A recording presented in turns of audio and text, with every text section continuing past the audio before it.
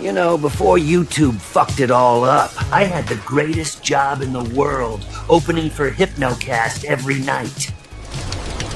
But then we got the call, and YouTube hammered us for Moxie's tits. So now I'm jobless and broke with nowhere to go.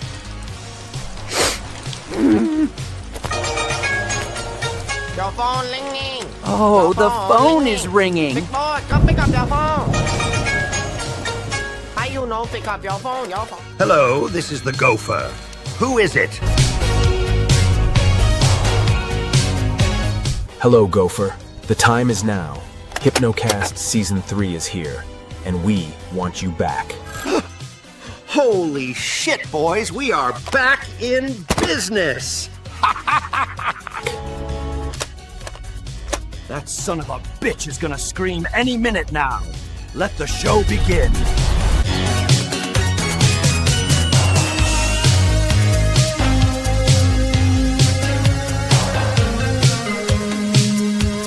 That was a good video. I like that. The gameplay was goated. Yeah, I would say so too. I mean, I thought it was really good. I mean, I think most people thought that, honestly. I feel like a lot of people did.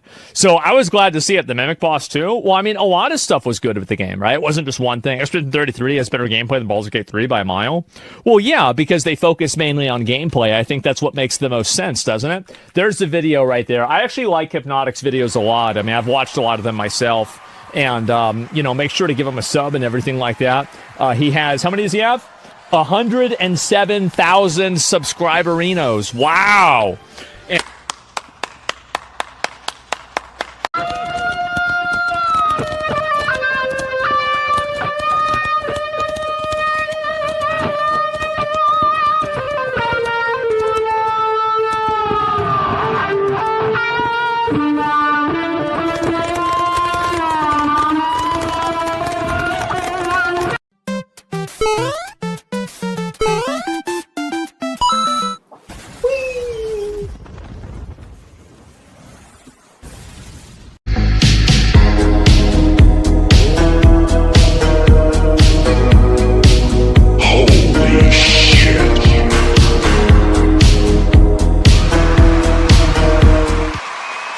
all right, boys. I don't know how or why or whatever, but my God, we are at tier 2 before the stream even started.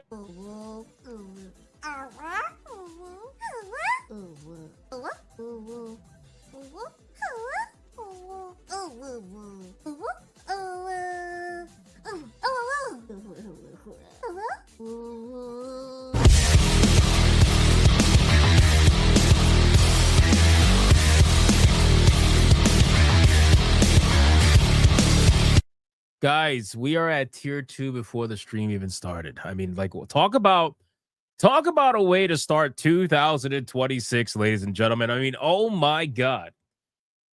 Oh my God, sincerely. Like, I mean, they're starting strong and then they're starting strong. You know what I'm saying? Shout out to all you guys. Welcome to the first episode of Season 3 of Hypnocast. That's right. We are live, boys. We are live, and we're going to dive down the rabbit hole that is known as the internet. But before we do any of that, boys, you got to bring it in.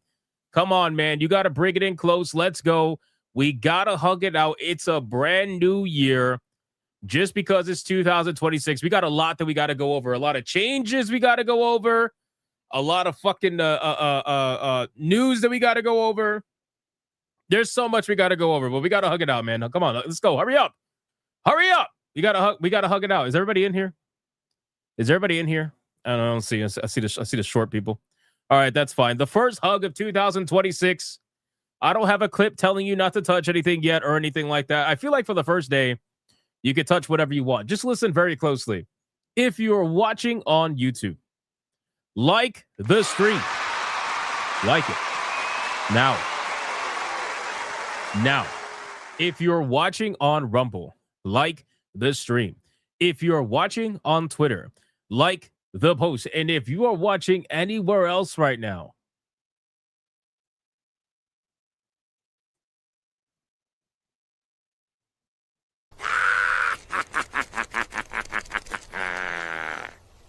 This motherfucker does not pay me to do this. don't let it happen to you. Don't let it happen to you. Can I get a mic check, please? Mic check, titty check, balls check. What are we checking, man? What are we checking today? Guys, come on.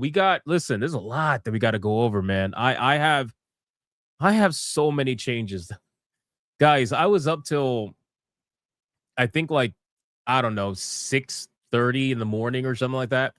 I kind of lost count at this point. But there's so many changes that have went down, and I'm not even remotely done. I'm probably like halfway there. I'm halfway there. But what else are we checking, man? Yo, shout out to Toasty. I see Toasty in the chat. What's going on, Toasty? We got a brand new year. We got a barbecue wings check. That sounds really good right now. Really good. What else we got, man? New profile pic check. Very nice, Tanya. Very nice. Season 3 in full effect. Let's go. Why am I covered in biting ants check? That's weird. You should probably get that check. Snow clearing early in the morning check. There you go. Playing Jack Smith check. Okay. Car died 1787 to repair. Oh, damn. Ouch. Sorry, man. I'm scared of change check. Don't be scared of change. Nintendo of America has a new CEO. Yes, that is actually one of the topics we have for today. That's one of the it's going to be a short topic, but that's one of the topics we have for today. What else, man? What else are we checking, boys? What do we got? Getting fit check. Let's go, Toasty. Let's go. Kill it. We got empanadas check. Very nice. Get 100% of Spider-Man done check. Very nice, Felstep. Ate the mysterious pineapple. What the fuck is the mysterious pineapple? What is that? Checks, mix check. I can't even say that 5 times fast. Can you say that 5 times fast? How did I know we'd already be at tier 2 check, bro? I'm honestly, I'm shocked. I'm shocked, but it makes me realize again. I was up late as fuck last night doing all the changes, and I'm like, you guys support me every single day. The least I could do is just keep working my ass off to try to do all the changes. And I'm only one man doing it. One man armed with AI. And it's working beautifully, boys. All right, guys, listen, our ESG scores are at their maximum. We are fully funded. Like the stream. Like it right now. Let's do the Big and Army roll call. Let's see who is in this chat right now, aside from former Kotaku urinalist, Black Samurais that unfortunately did exist last year, but no longer do, and people that swear that they're going to stop watching me in 2026, and yet for some reason, they're probably here right now. Watching, counting. You know how it goes. Who do we got? Let's scroll through. We got Saint Adjacent. Shout out to Saint Adjacent. I appreciate you, my man. How are you doing? Happy New Year. Happy New Year to everybody, bro. This is going to be great. Voice of the Water. The Master's Whip. Setsuda Shadow. Dietrich Koenig over on Rumble. We got Colonel Ruv. Got Caramon. What's up, man? Got Old Man Cad. Dart Daimos questioning whether or not he's even here. We got Ali Kusanagi. We got Magni 32. We got Fluffy Murder Machine. The King Joker 85. We got 17 Crash Gaming. We got Toasty with the most day. We got Seabrew 1138. We got Matthew Watson. We got Secret Final Boss. We got Blue Octopussy screaming at the top of her lungs. We got Faye Summer. Commander Sonok. Creepy 07. Deku Leader. Old Man Cad over there on Rumble. We got Strider 10. Tanya Raven, Crash Collins on Rumble. Disaster Peach. We got Dr. Spike over on Rumble. We got Sleeping Nova, Lenny Hondo. We got Oliver Adam, Magni 32. We got Anime Mania 500 over on Rumble. Happy New Year, my man. We got the Voice of the Water. We got Mookie Dookie on Rumble. We got Hickory Excalibur. Hell yeah, dude. Happy New Year. We got Matthew with the Hero Prees. We got Al Hootie Hoot. We got Joseph. We got 16-Bit Dude. Happy New Year, my man. We got, let me scroll down. Lucky Boy, Saint Adjacent. Happy New Year to you, brother. We got Grimlock. We got Oriole. We got, bro's got the most loyal haters. I wouldn't say I have the most loyal haters because I feel like that title is reserved for like DSP. You know what I'm saying? Like, now that is loyal haters, you know, but I got some. I got a little bit. I'm okay with the little bit that I have. I got a little bit. We got Michael Ferguson. We got Shitville. We got Nick Havoc, Marius, Dark Sisaloco, Beautiful Zaxel. What's going on, man? We got Genetic Explorer on Rumble. We got MLW 2053. Happy New Year, man. Bugsy. All right, 4 more people. 4 more people. Then we got to get on with the show, man. 4 more people. We got 2K GameCuber. DeCello 80 over on Rumble. We got Sanguine. Says Happy New Year. What's up, man? Happy New Year, brother. Hope you're doing well, man. We got Odin Dark. We got King David Wing, who, by the way, you know what? I'll save it. I'll save it for the next topic. Don't worry about it. We got Backbone EJ8, Moogle. We got Monkey Man 04, Darkwind 25, Romanizer 24, Angels of Destiny. We got Reaper Knight. Happy New Year, bro. We got Muppet Show. We got Yamato 85, Gremlin Producer. We got, let me scroll down, Setsuda Shadow. And last but not least, we got Limitless Andre. We got Dikachu. We got, let me scroll down, ARC. We got Mr. Spanglish, the Gaming Wolf 87, Debo. And we got Kagami, the most you could have.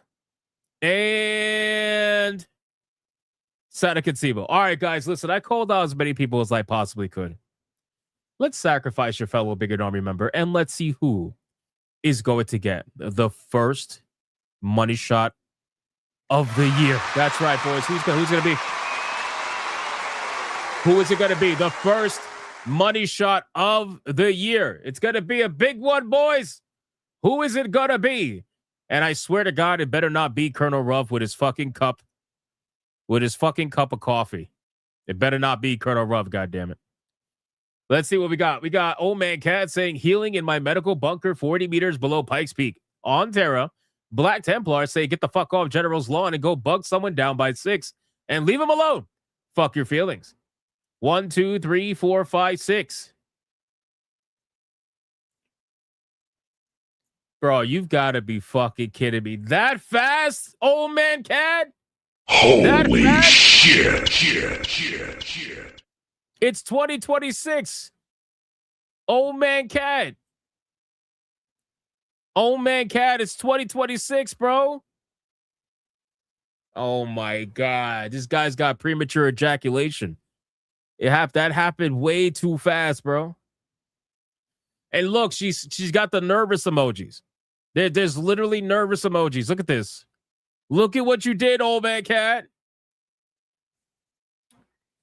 Congratulations to Toasty with the mosty. You are the recipient from Old Man Cat of the money shot today.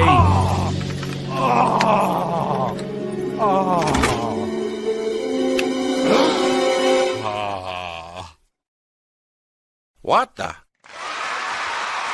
Like the stream. Like the stream. All right, boys, listen, we got a lot we got to talk about today. All right. We got to talk about the potential of Final Fantasy 14 coming out to the Nintendo Switch 2. That's going to be an interesting one. I can't wait to talk about that. Considering we spent the last stream talking a lot about Final Fantasy, this one's going to be even more interesting. We are also going to be talking about retro game prices because everybody knows retro gaming has become very expensive lately. But there are some parts of retro gaming that have become so obnoxious that we honestly have to talk about it. Like, we're talking about $400 to $500, Game Boys, all kinds of shit. And they're not even like super rare ones either. It's getting a little bit ridiculous out there. So we're going to talk about that. We're also going to talk about Ubisoft's game Avatar Frontier, whatever it is, of Pandora. That game is making a big comeback. Shockingly so.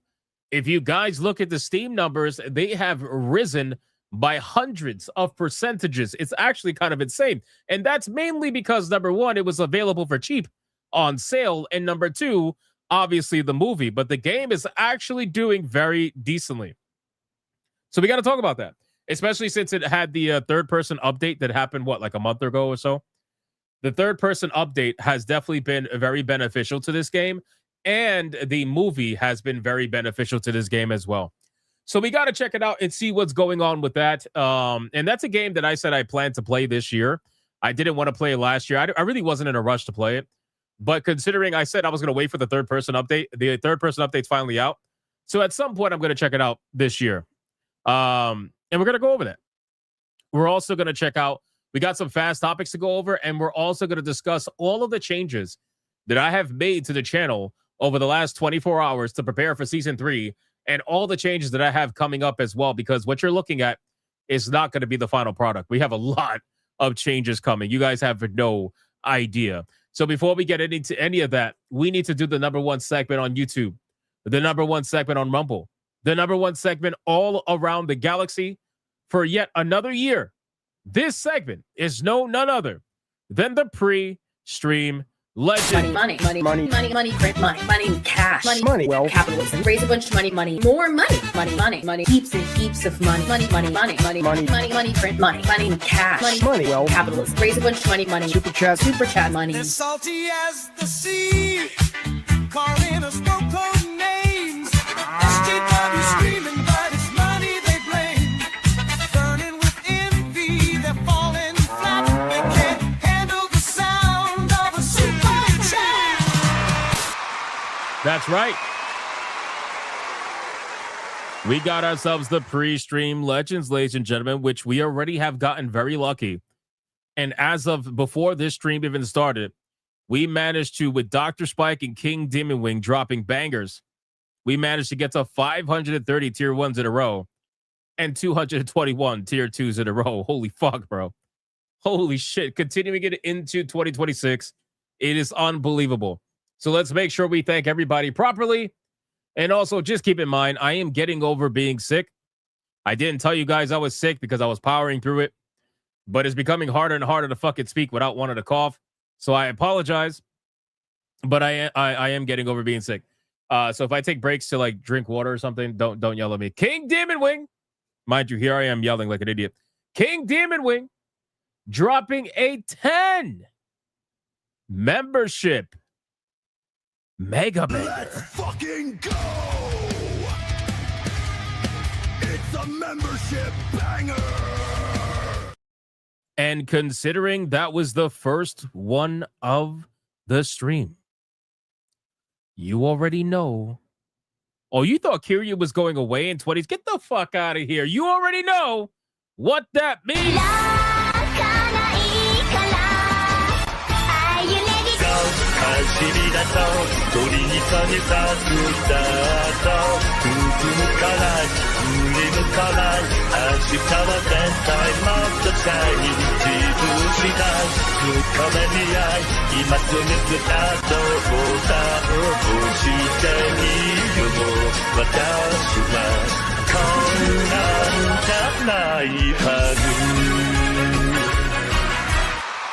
There are certain things that don't change.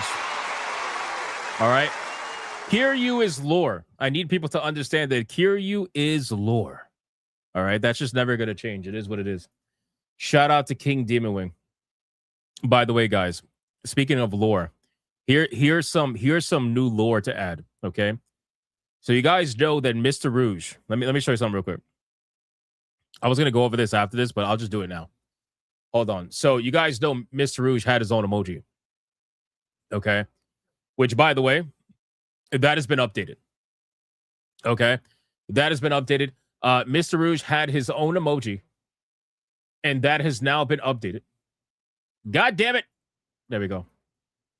All right. Mr. Rouge has his own emoji. I updated it yesterday with everything else that I'm going to go over in a couple of minutes. All right. So Mr. Rouge had his own emoji. I updated it, made it look badass after One Punch Man. You guys know how it goes. Okay. That's misspelled. Okay. Well, I'll spell it some other time again. We're going to call him Mr. Rogue for right now. Okay. However, we now have not just Mr. Rouge. Okay. Because in 2026, I mean, we got to acknowledge some of these legends. And one of the legends that we acknowledge is we have officially a King Demon Wing. A King Demon Wing emoji. So when you see King Demon Wing drop bangers like we're about to go over right now, King Demon Wing got his own emoji. So make sure you guys utilize that shit.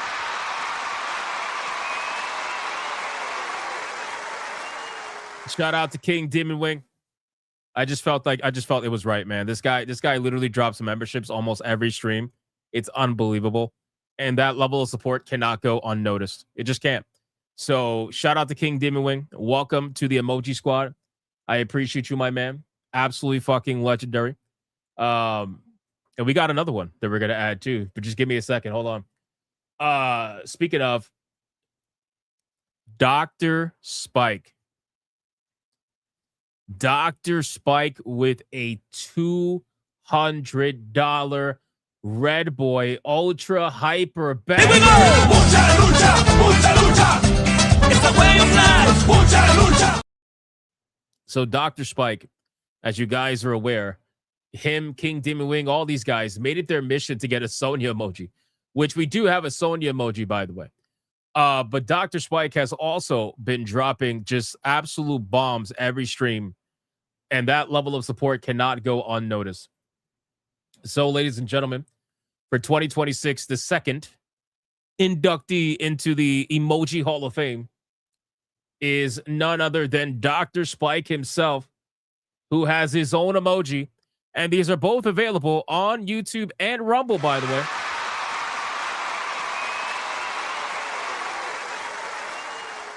These are available on YouTube and on Rumble. So anytime you see Dr. Spike drop an absolute mega banger, make sure that you show some love with the Dr. Spike emojis. So now you got Mr. Rouge, Dr. Spike, and King Demon Wing emojis. That is the Hall of Fame. Shout out to these two guys, man. Appreciate you very much. Insane, insane, insane. That level of support cannot go unnoticed. And now that he has dropped a $200 Red Boy Hyper Banger, the first clip of 2026. The first clip of 2026 is going to be the most popular one from 2025. Mind you, I'm making more, but we're going to go over that in a second. I think Warhammer Girls was absolutely the most popular clip from 2025. So I think that's the one we're going to start off with in 2026. I feel like that's fair. So here we go. All right, boys, we have another Red Boy Hyper Banger. Let's bring the ladies in. Holy shit.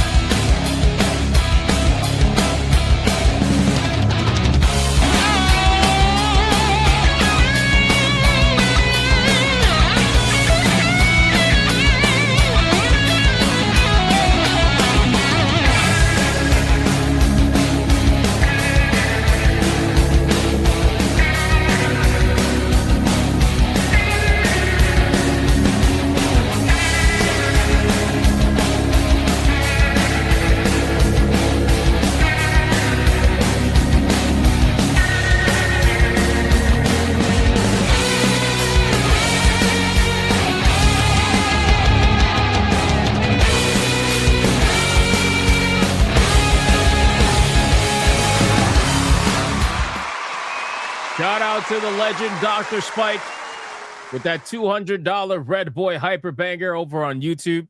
I appreciate you, my man. Try not to get banned, goddammit. He's going to get banned like within the first day. It's going to be crazy. Shout out to you, bro. I appreciate that. And then we got, and you wonder why he got an emoji.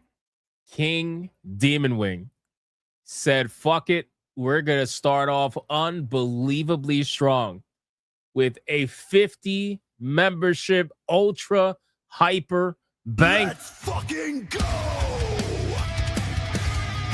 It's a membership banger! Oh my God. Now I know one of the clips that he's going to want is Ginger's. I already know that. One of them is going to be Ginger's. Oh, yeah, there you go. Okay, so Ginger's and Fairies. I kind of already knew that. But I'm glad that he confirmed that. Gingers and Fairies. Let's make it happen. It's a Red Boy Hyper Banger, bitches! Let's bring the ladies in!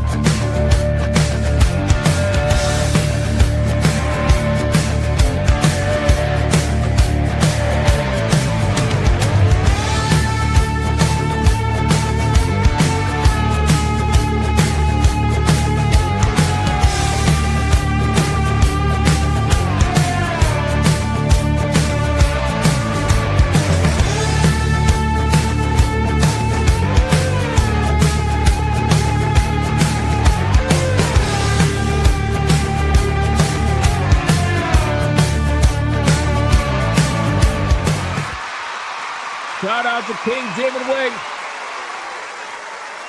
Bam, the King Demon Wing emojis in the chat, ladies and gentlemen. Thank you so much, my man. 50 memberships to start off the year is fucking crazy. It's so crazy. It's not even funny, dude.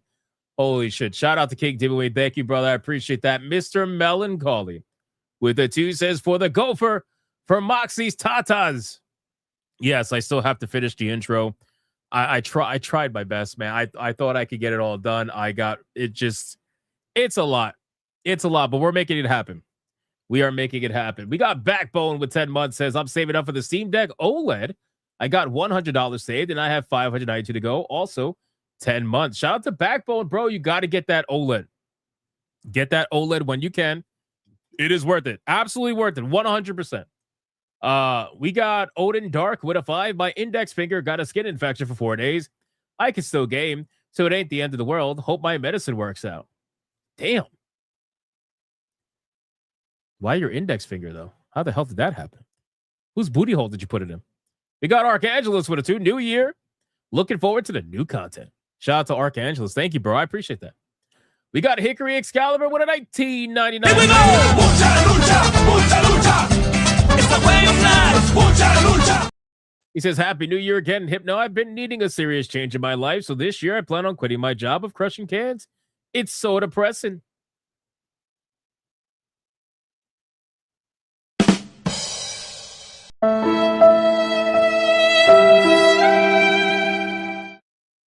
I see some things don't change.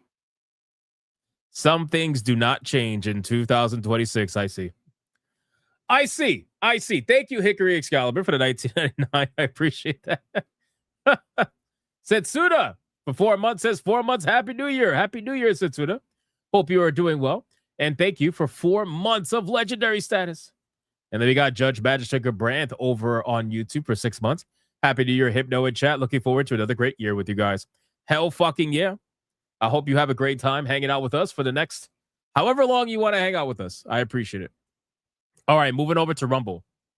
We got and the new, by the way, the new setup is going to be focused on trying to show both YouTube and Rumble chats because I feel like it's very important to do that. But there's no built-in support for that. So I have to finagle a way to do it. But I'm going to figure out how to do it, obviously. Shout out to the one and the only Dr. Spike with a legendary $300 Red Boy Hyper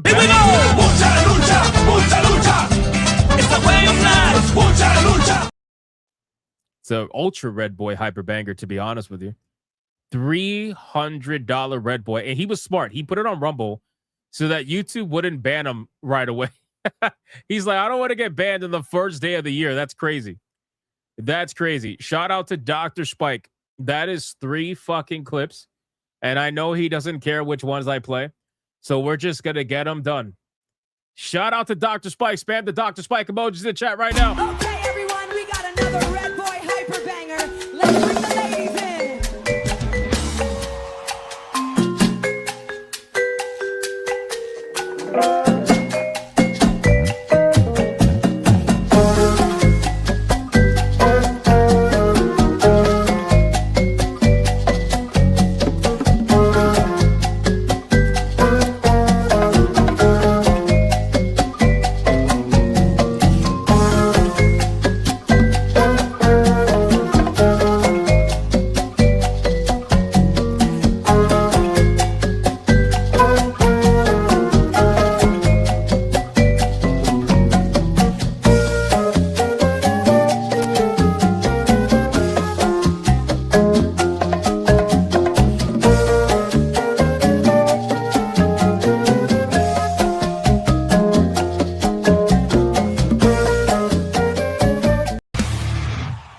All right, boys, we have another Red Boy Hyper Banger. Let's bring the ladies in.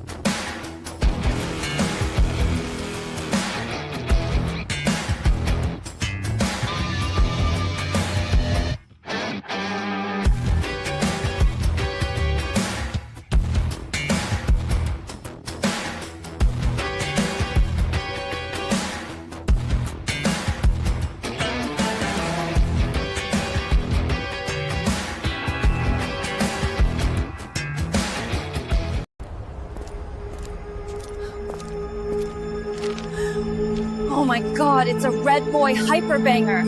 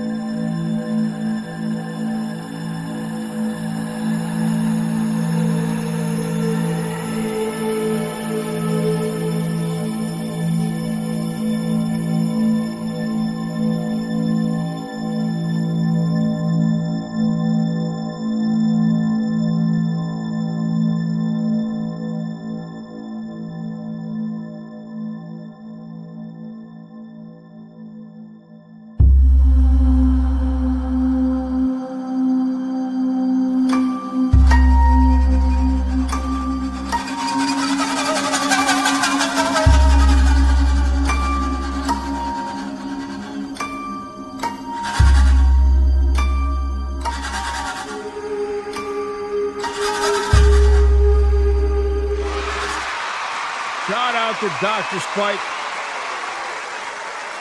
He said, my first Red Boy on Rumble in 2026. What a hell of a fucking way to start off over on Rumble, man. $300 Red Boy is crazy, dude. Thank you so much, Dr. Spike. And again, whether you're on YouTube or Rumble, the emojis are the same now. So spam the Dr. Spike emojis. Appreciate you, man. And then we got Draconic dropping not one, but 2 memberships over on Rumble. Thank you, Draconic. I appreciate that, man. And then we got Gray the Merchant. With $1 says Season 3, this may or may not include a new faction with the army. A Merchant's Guild, perhaps. Who knows? Otherwise, Happy New Year all. 2026, a year I can finally make the moves now. Let's fucking go, Gray the Merchant. Let's make it happen. And then we got Life Ferret gifting a membership over on Rumble. Thank you, my man. I appreciate that. And then Old Man Cad joined in on the memberships on Rumble with a 5 membership banger over there. Shout out to Old Man Cad supporting Rumble. Let's fucking go! It's a membership banger! Thank you, Old Man Cad. I appreciate that, man. And then we got Gray the Merchant with $1 on Rumble. Oh, yes, this year on, I'm only getting Steam games in protest to saying fuck Sony and Nintendo. I'm selling items soon to prepare for the arrival of Baby Merchant in May. She changes good. Hell yeah, dude. Hell yeah. Congratulations again, man, on the baby. That's awesome, dude. Cannot wait to hear the good news. And then we got Kate Dimmonwing over here on YouTube. For 5 says, why do pine trees make poor knitters? Because they're always dropping their needles.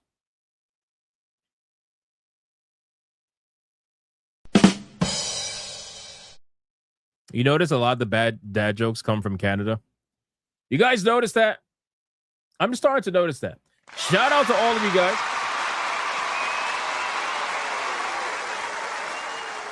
We are fully caught up. Thank you, King Dibbywing. I appreciate that, my man. All right, guys, listen. Let's go over some of the changes. All right. We're going to go over some of the changes. Then we're going to do Indie Showcase. We got games we got to look at. And then we are going to go over the topics. We got a couple of topics we got to go over and just basically laugh at some of them, most of them anyway.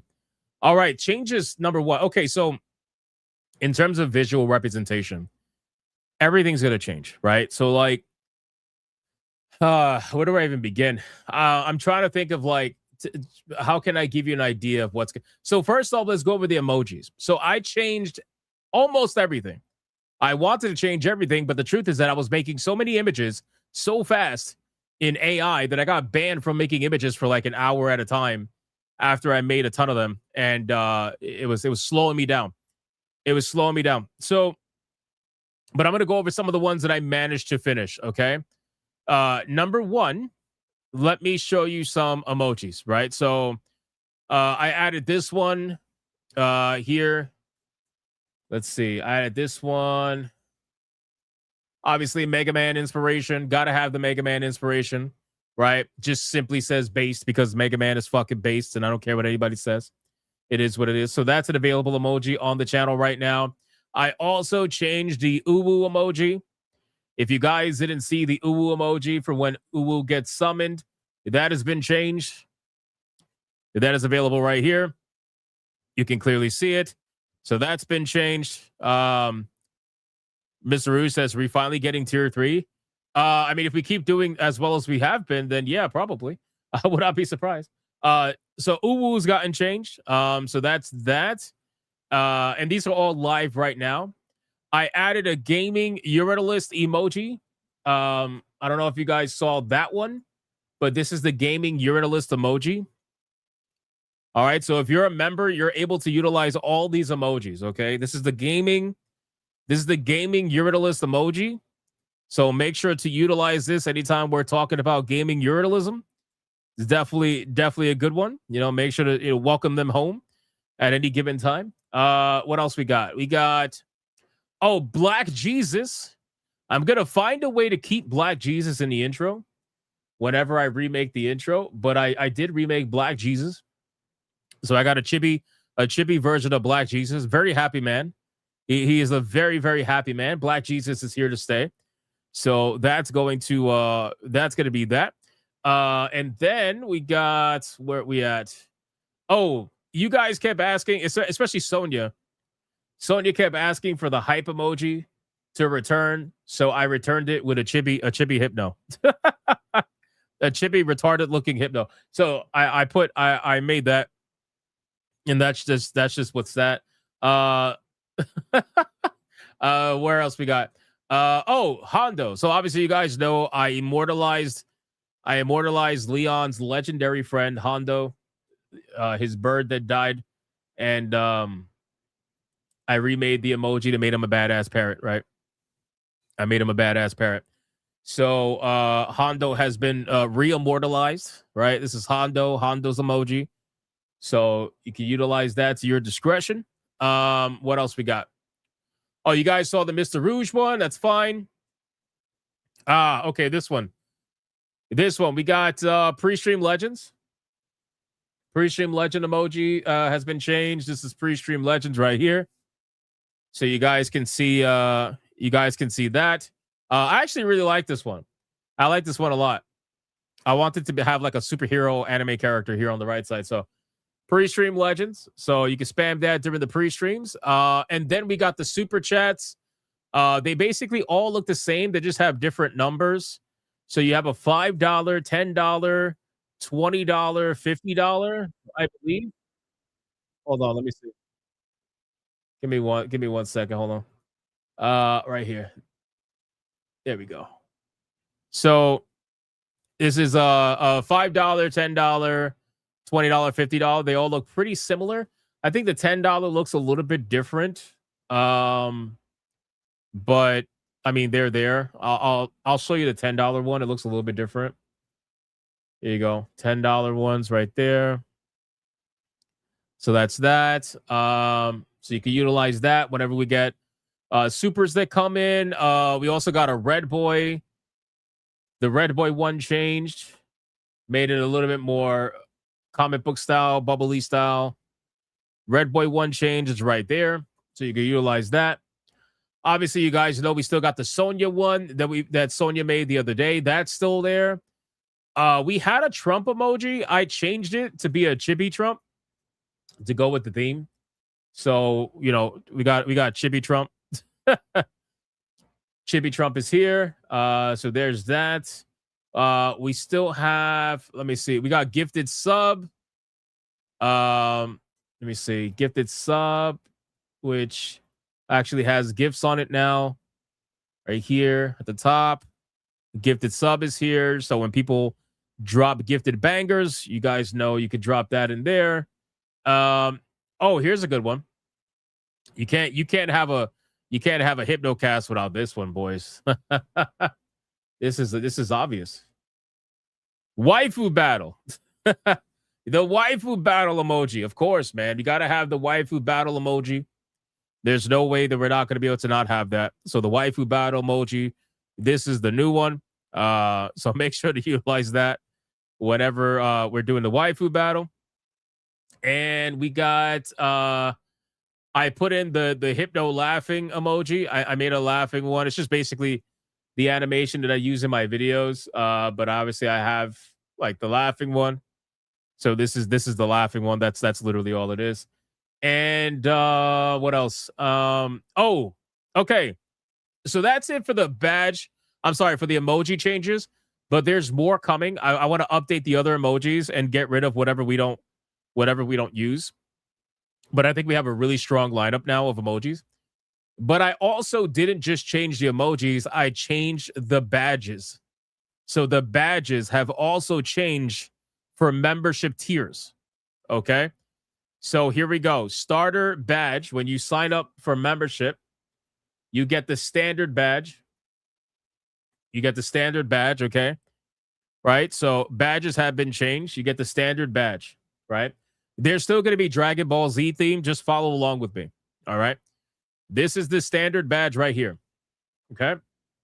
And then that's for when you sign up. Then you have false Super Saiyan, which is, I believe, you get this after 1 month of membership. So like 2 months and onwards, you get false Super Saiyan, right? So you still get black hair. The face starts to turn black, right? The face starts to turn black. The golden aura. but the hair is still black, right? False Super Saiyan, just like it used to be, right?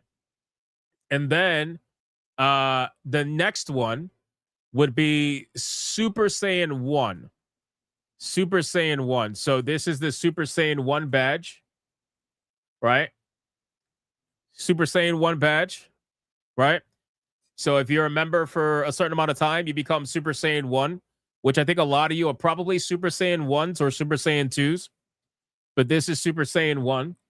And then you get on the next tier would be Super Saiyan 2, which is one of my favorite ones, by the way. Super Saiyan 2. You start to get the two bangs, right? And you also get the electric aura.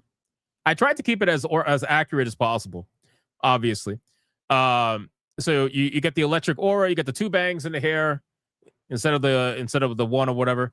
But no, still the electric aura really is what signified Super Saiyan 2. So you get that badge. And these are all available right now, by the way. They're active. They're active right now, every single one of these. And then after that, the next one obviously is Super Saiyan 3. And by the way, we never had a Super Saiyan 4, but I might introduce that at some point. Maybe. But I always thought Super Saiyan 4 wasn't canon until Daima or whatever the fuck it was called. In any case, Super Saiyan 3, you get this one. After that, which I think this one looks badass too. And then they start getting crazy from there. So you get Super Saiyan God. Super Saiyan God. I did all this shit last night, man. I've been fucking busy, bro. Super Saiyan God. This one's fucking badass. I love this one so much. Oh my god. I love this one so much. It's so sick. You got the Super Saiyan God one. That one's pretty sick. And then after Super Saiyan God, you get Super Saiyan Blue, which looks pretty fucking cool too. Hold on. Super Saiyan Blue. Right? Super Saiyan Blue. Love it. Blue lightning and everything. Fucking sick. I love this one so much. And then after Super Saiyan Blue, I think there's only like 2 or 3 members that have officially reached this level. Right? Not talking about Super Saiyan Blue. The next one. There is only a few members that I know of that have hit this level. But this, after Super Saiyan Blue, is Ultra Instinct. Ultra Instinct. Crazy. This one's my favorite. I made him shirtless and everything. This one's fucking badass. I love this so much. So this is like the ultimate tier. This is the ultimate tier. So if you see anybody with a Super Saiyan, Ultra Instinct badge, that is, how many years is that? I think that's 3 years, 4 years. I don't remember. Should do Ultra Ego. I think YouTube allowed me to add badges for up to 10 years, which is wild, by the way. So I have badges that I can add. But yeah, this one I think I've only seen one person with, or maybe 2. I don't know. But this should become more common this year. We're probably going to get a couple of more Ultra Instinct members this year, which would be pretty sick. But most people are somewhere between Super Saiyan 2 and Super Saiyan 3. Most people are somewhere in between that. Solemn Drake says, how long till Smash copies and pastes all over his channel? Oh, he's doing it right now. He's doing it right now. No, I'm telling you guys, I was up till late as fuck last night doing all this, right? But it's fine. I had so much fun doing it. So this is some badass shit, man. And I even was going to, because on Rumble, here's how far I was gonna go. On Rumble, you're allowed to make what do you call it? GIFs. You're allowed to make GIFs, right? For members only. So I can upload GIF emojis for members only, but for some reason I could not get I couldn't get the fucking thing to accept the file size. It was so gay. I was like, this shit is not working. Like, here's something that I had planned. Look, I animated this and everything. I was doing all this fucking work. Look at this shit. I was going to add this to Rumble for premium members. How badass would that have been? That would have been so sick to have for premium members. But it wouldn't accept the files. It wouldn't do like anything I did. It wouldn't accept it. You know? So I'm going to try to figure it out for the Rumble viewers because, you know, they basically have that ability on Rumble. They don't have that ability on YouTube. So I thought it'd be cool to make that happen. But I'm sorry, guys. If for some reason it just wasn't working, I tried though. Save it as a GIF. This is a GIF. It's saved as a GIF. But for some reason it just wasn't working. So I'll figure it out. I compressed the file size. I did everything. I got it to under one megabyte, and then it was like, well, you need to make it square. But then I did make it square. I did the recommended size, the 512 by 512. Nothing I did was working. So I'm gonna when I have more time, I'm gonna edit it and try to see if I can figure it out. So I could get these over to you guys on Rumble. So we'll see. And yeah, I mean that's basically it. So that's all the emoji changes, and there's more coming. There's more coming when I have time to do it. Obviously, I'm changing the intro. I'm working on the intro. Some memes are gonna stay, some memes are gonna go, right? But ultimately, it's gonna be a great intro, and we're gonna run with that all the way until the end of the year, like we did last time. So look forward to that. Everything you see on the screen is going to change. The way that I present the content is going to change. And I will give you an example. So where is it at?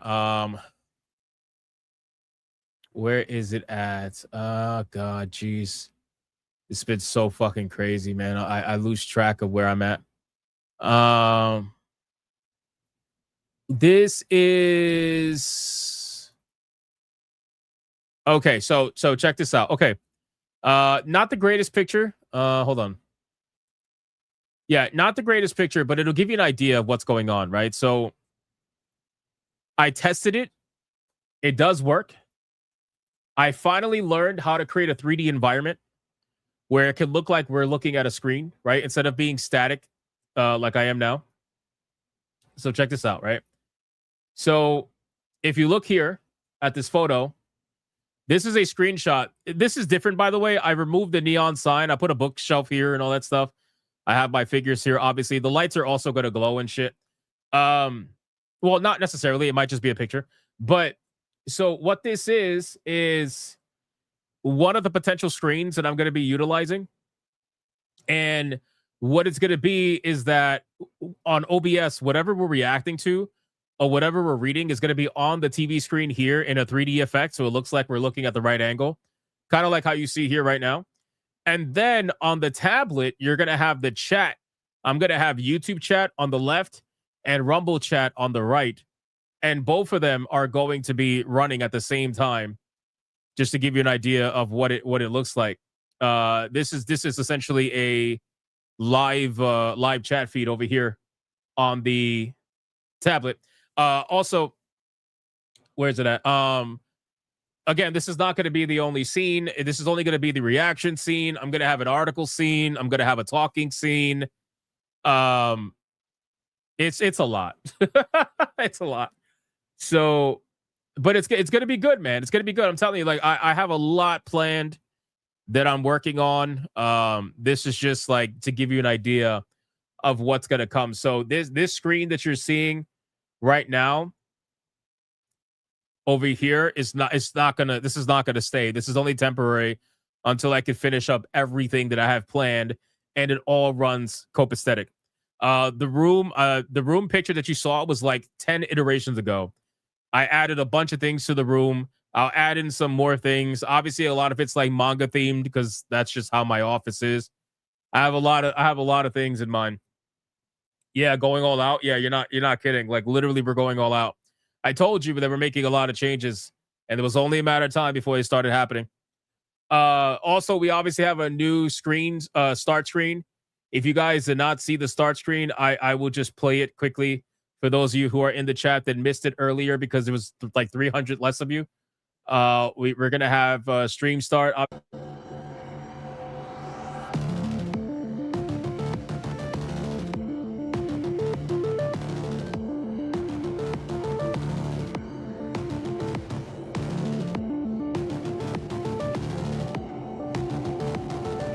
I also made it so that the spirals glow at the same time as the music. That's just an extra little like thing that I added. I tried to match it.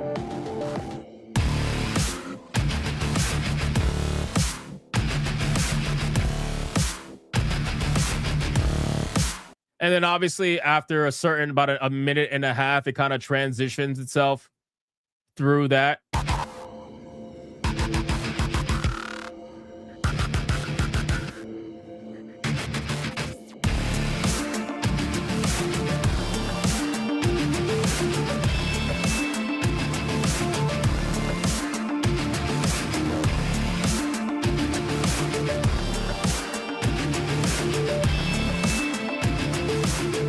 And then it kind of ends, you know, at that point. And that's just the way the stream is going to start. I also even have a stream ending clip that you guys haven't seen, but it's similar. It's the same. It's basically the same thing.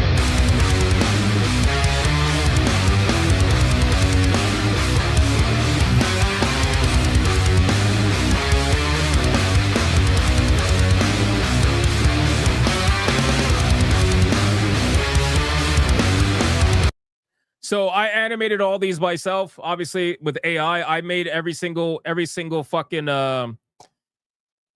There's gonna be no. This is stream ending. This is gonna play after the credit roll. So the credit roll is gonna be something totally different. I'm telling you, I'm running this shit like an actual show from beginning to end. Like production value is going through the roof, and I'm doing it all myself. Okay. What happened with the I have news for you? That's not going away. That's going to play. I have to redo the credit ending, the credit roll. I haven't got to that yet because I haven't finished the intro. So I have to do the intro, then I'll do the outro. The outro is different from this. What else? My God, Jesus. Yeah, it's a lot. It's a lot. So yeah, shout out to all you guys, by the way, in the chat who are saying that you're here for the first time. Appreciate you. Yeah, so again, just want to reiterate, all your support meant a lot to me last year, and I just wanted to return the favor. That's all I wanted to do. I wanted to return the favor, and I wanted to increase the production of Hypnocast. I told you guys I was making changes. The first thing that I did was increase the production of the videos, and I'm going through that. No, the stream's not over. God damn it! Let me take this off. This. I wanted to make changes to things, and I made changes to the videos first. And now I'm making changes to the streams. I promised that. And then after that, I have changes to the Discord that I have planned. Like, there's so many things that I want to do. I'm just doing it one at a time. So bear with me. I'm a one-man army, like literally a one-man army. I'm doing all this myself with AI, obviously, and I think I'm getting pretty good at it. I think, anyway. I hope you guys enjoy it. And like I said, I'll take feedback. Whatever feedback you say in the chat, I will see it. Even if I don't call it out, I will see it most likely. And I will definitely take it into account. And the production value is going to go through the roof for Hypnocast. Not only that, by switching to OBS, we're no longer going to have laggy videos. We're not going to have laggy gameplay videos. We're not going to have any of that stuff. I'll still utilize StreamYards for SNH because I have to, because it's multiple people. But aside from that, we'll be doing Hypnocast through OBS once all of that is done. So yeah, that's it. That's where we're at. So that's all the changes. God, that took a long time. Holy shit, I didn't realize what. Wow. I know you mentioned the Gundam model at some point. The red one, just mentioning it. No, I didn't forget. So the Gundam model, I mentioned this many times before, but I'll mention it again. So the VTube is the one thing I can't do, and I spoke to the artist, and they flat out just told me the Gundam model is too complicated. That's really it. So the whole case of the Gundam model has pretty much been thrown out, and I'll have to figure out something else for tier 3 if we ever do a tier 3. But honestly, I'm kind of happy just having 2 tiers. But we'll see. We'll kind of see how that goes. Mecha Hypnotic. Yeah, I know. I had so many ideas for it, but anyway, it's fine. Not a big deal. All right, so let's catch up on super chats, and then we're gonna get in. Yeah, we're finally transitioning to OBS. Yep. I said that was gonna happen in 26, so that's what it is. And where we at? Let me go over the super chats. Let's see. Odin Dark with a 2. I stuck my finger at Mrs. Claus. Don't do it. Why would you tell me that? That's nasty. Mervoth with a 2. Happy New Year. I haven't seen you in a year. Long time, Mervoth. Long time. Shout out to Sonia in the chat, by the way. Sonia emojis in the chat. We have Sonia emojis. Utilize them. James Opp for 21 months says, hit the like button. I agree, James Opp. 21 months is crazy. Thank you so much, man. We got Young Stuff for 2 months. Hey, my guy, that's some primo badges. Respect on the pseudo Super Saiyan knowledge. Also, Smash will copy, but with the Sailor Scouts because he's a gay boy. Probably. Thank you so much, Young Stuff. I appreciate that. James David became a member all on his own. Shout out to James David. Thank you so much, my man. I appreciate that. John Ambler, 13 months, says, I'm definitely here for the first time. Oh, for sure. Never seen you before, my guy. Never seen you before. True Souls Valor for a 2. Can you play Origami 2 on stream for us, please? Please?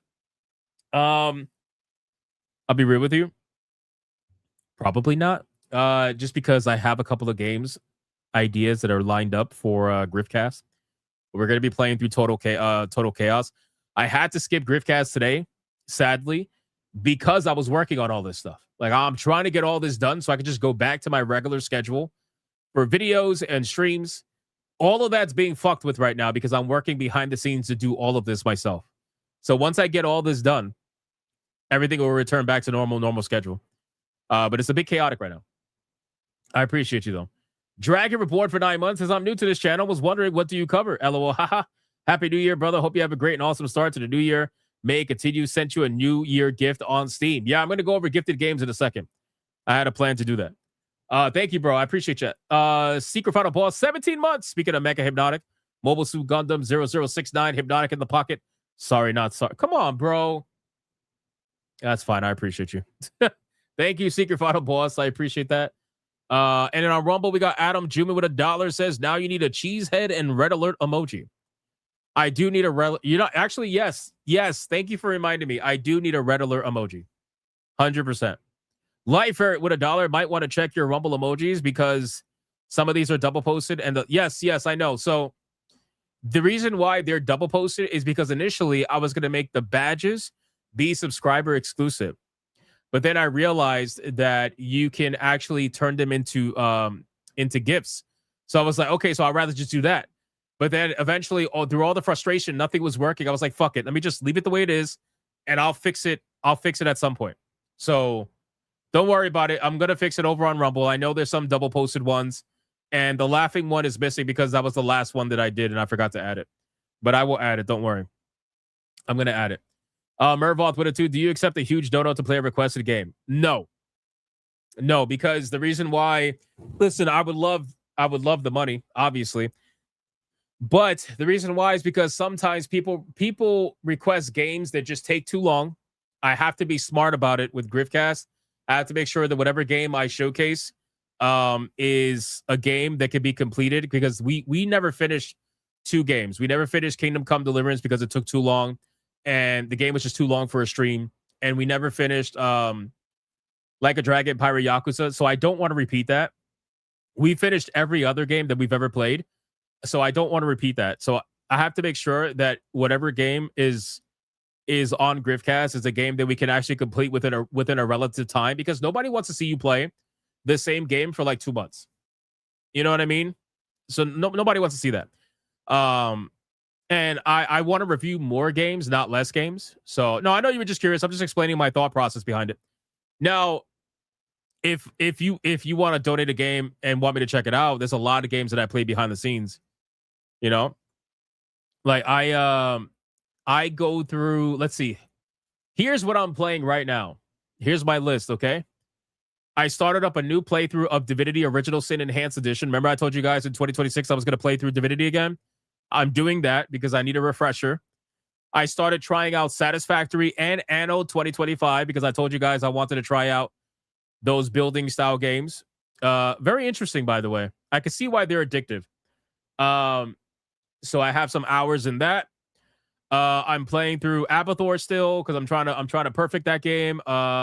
Sonic Frontiers, Total Chaos, I'm grift casting. Ball Pit, I'm playing through a lot. What else?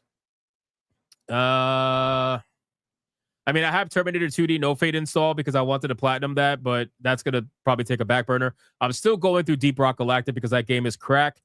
Sonic Racing Crossworlds I'm playing through to try to get some more achievements. And Marvel Cosmic Invasion. I need to get back on that. A lot of games, right? So, but yeah, that's basically it. Will I accept the dono to not play a game? No. No. I tell people all the time, like when it comes to video game donations, if you gift me a game, just please understand that the chance to be playing it on stream is very small. I just want to be honest with you guys. Now, that doesn't mean I'm not going to review it. That doesn't mean I'm not going to check it out. Obviously, I will try my best, but I'm only one person. Yo Omega with a 2 Satisfactory. Hell yeah. Yeah, I told you guys that I was going to try it, and I spoke to some of you, and you guys recommended the Anno series, and a lot of you recommended Satisfactory. ABF recommended Satisfactory. So I was like, all right, you know what? I'll try Satisfactory, and I'll try Anno, and we'll see how it goes. Anno's pretty cool, man. I was having a good time with that. Gray the Merchant with 11 months says Octopath Zero is a rabbit hole. Once you are in it, it's hard to get out. Ball Pit is crack, but Octopath Zero is another level of personal crack. 21 hours in. That's another one I have to play. I have to play Octopath Traveler. I'm sorry. I have to play Octopath Zero because I played the first two Octopaths. So I have to. Like, just is what it is. Adam Juman with $1. If you play Star Trek on Griffcast, I will watch that. Of course you would. I'm sure. But I appreciate it. Thank you for the $1, man. Megabonk has a lot of crack. It sure does. You're not lying there. What's your backlog at now? 2,000? I mean, I've played a lot of the games that I have, but genuinely, since you guys started gifting games, I'm probably at a backlog of about 1,700. I mean, I have officially now on Steam. I'll check right now. Give me a second. I have 2,024 games. And that's not including the games that I'm about to potentially accept because we just got gifted 2 games. 2,024 games on Steam right now and rising. I can only imagine what it's going to be at the end of 2026. We got some gifted games from some legends. We got Dragon Reborn says, what do you tell someone you didn't see on New Year's Eve? I haven't seen you since last year. Happy New Year, brother. Hope it's bountiful and a prosperous one. Bro, Dead Format. That's the game. Okay, so Dead Format is that cool looking horror game that you basically go into these videotapes and you go back to the time period that the videotapes are in. It's like old school 80s horror, and you experience that. Like some of it's black and white, some of it's colored depending on the time. But like it's pretty cool. That game looked really sick. I want to play this. Dead Format. Thank you for that, bro. And then we got Fear the Clown, Angmar WK. This one is pretty cool. A bit of a mindfuck, not gonna lie. Karma Dark World. First-person cinematic psychological thriller set in the dystopian world where the Leviathan Corporation is omnipresent. The year is 1984. The place is East Germany. Things are not as quite what they seem. That sounds interesting. Holy shit. I gotta check that out, bro. Thank you so much for that. I appreciate that. Thank you so much. That's sick. Sick. Refresh. I did. No, that was the one, right? That was the one. Did you ever lose a game when the license? No. I've never lost a game on Steam. They don't do that on Steam. They don't take away the game after you bought it, even if the license expires, even if they delist it on Steam. They never get rid of it. All right, we are fully caught up everywhere, boys. Let's get into the indie game showcase.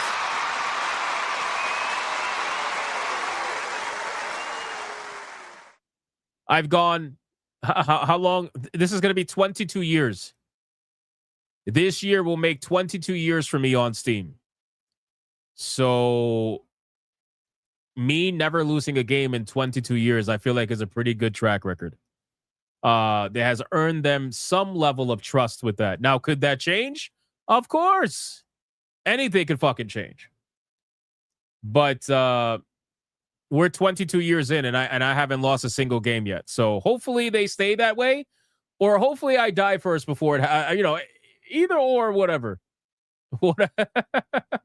Whatever. Ron DFK, when will you Hypnocast Tron Cattle? Mods, you could ban him for 10 seconds. Mods, you could ban him for 10 seconds. It's fine. He said don't ban him, but ban him for 10 seconds.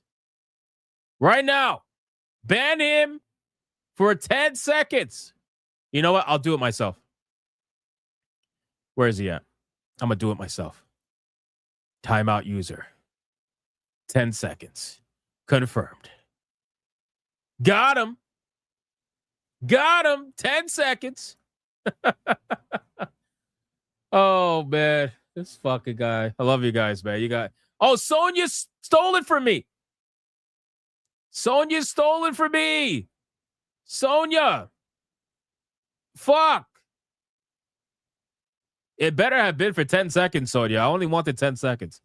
There we go. Okay, he's back. Ron DFK is back. Okay. Okay, all right. All right, boys. Let's get to the Indie Showcase, boys. Let's fucking go. All right, folks. It's time for the Indie Game Showcase. I'm also going to be changing that clip. I'm changing everything, man. It's going to be insane. All right. First game. There are no ghosts at the Grand. I don't know what the fuck this game's about, but apparently it's a highly wishlisted game on Steam. It's called There Are No Ghosts at the Grand. Let's see what this is about. Here we go. Welcome to England, Mr. David. I know this must be a shock, having never met your real father, but... Never mind. I already saw this one. I'm not watching this shit again. I already saw that one. Never mind. The music made me remember what it was. Forget it. All right, this one I've never seen. It's called Blighted. This one's called Blighted. Let's see what this one's about. Hold on. Blighted on Steam. Here we go.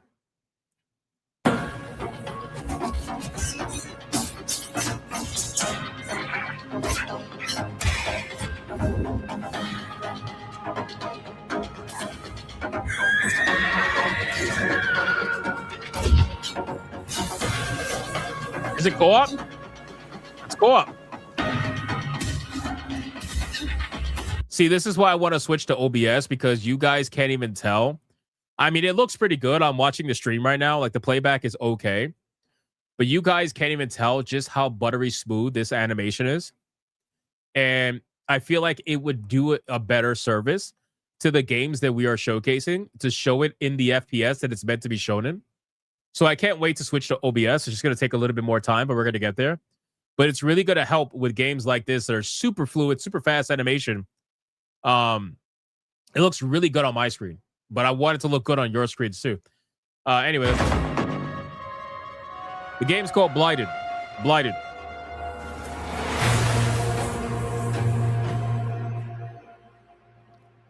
Nice. Nice. I like it. Any other videos?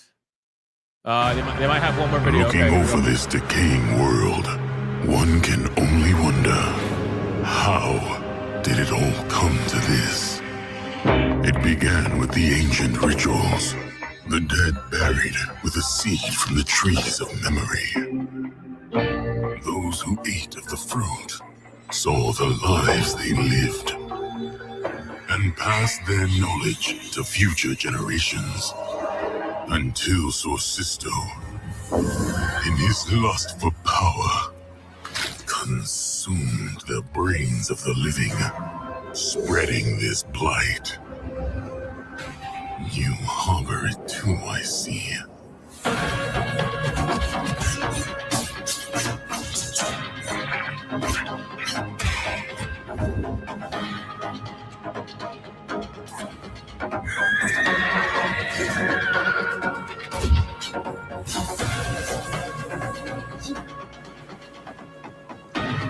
Should you fall, pray the vultures consume you before the blight does. It looks like she was able to summon a boss that she previously fought against.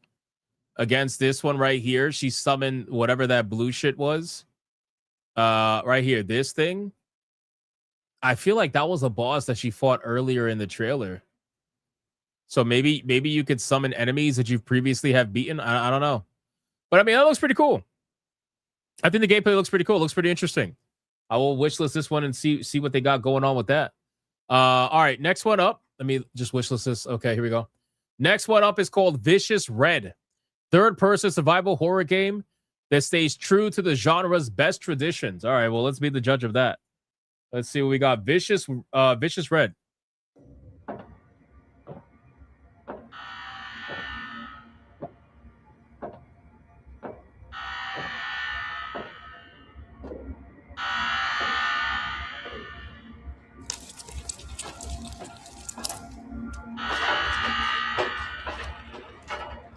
What the fuck?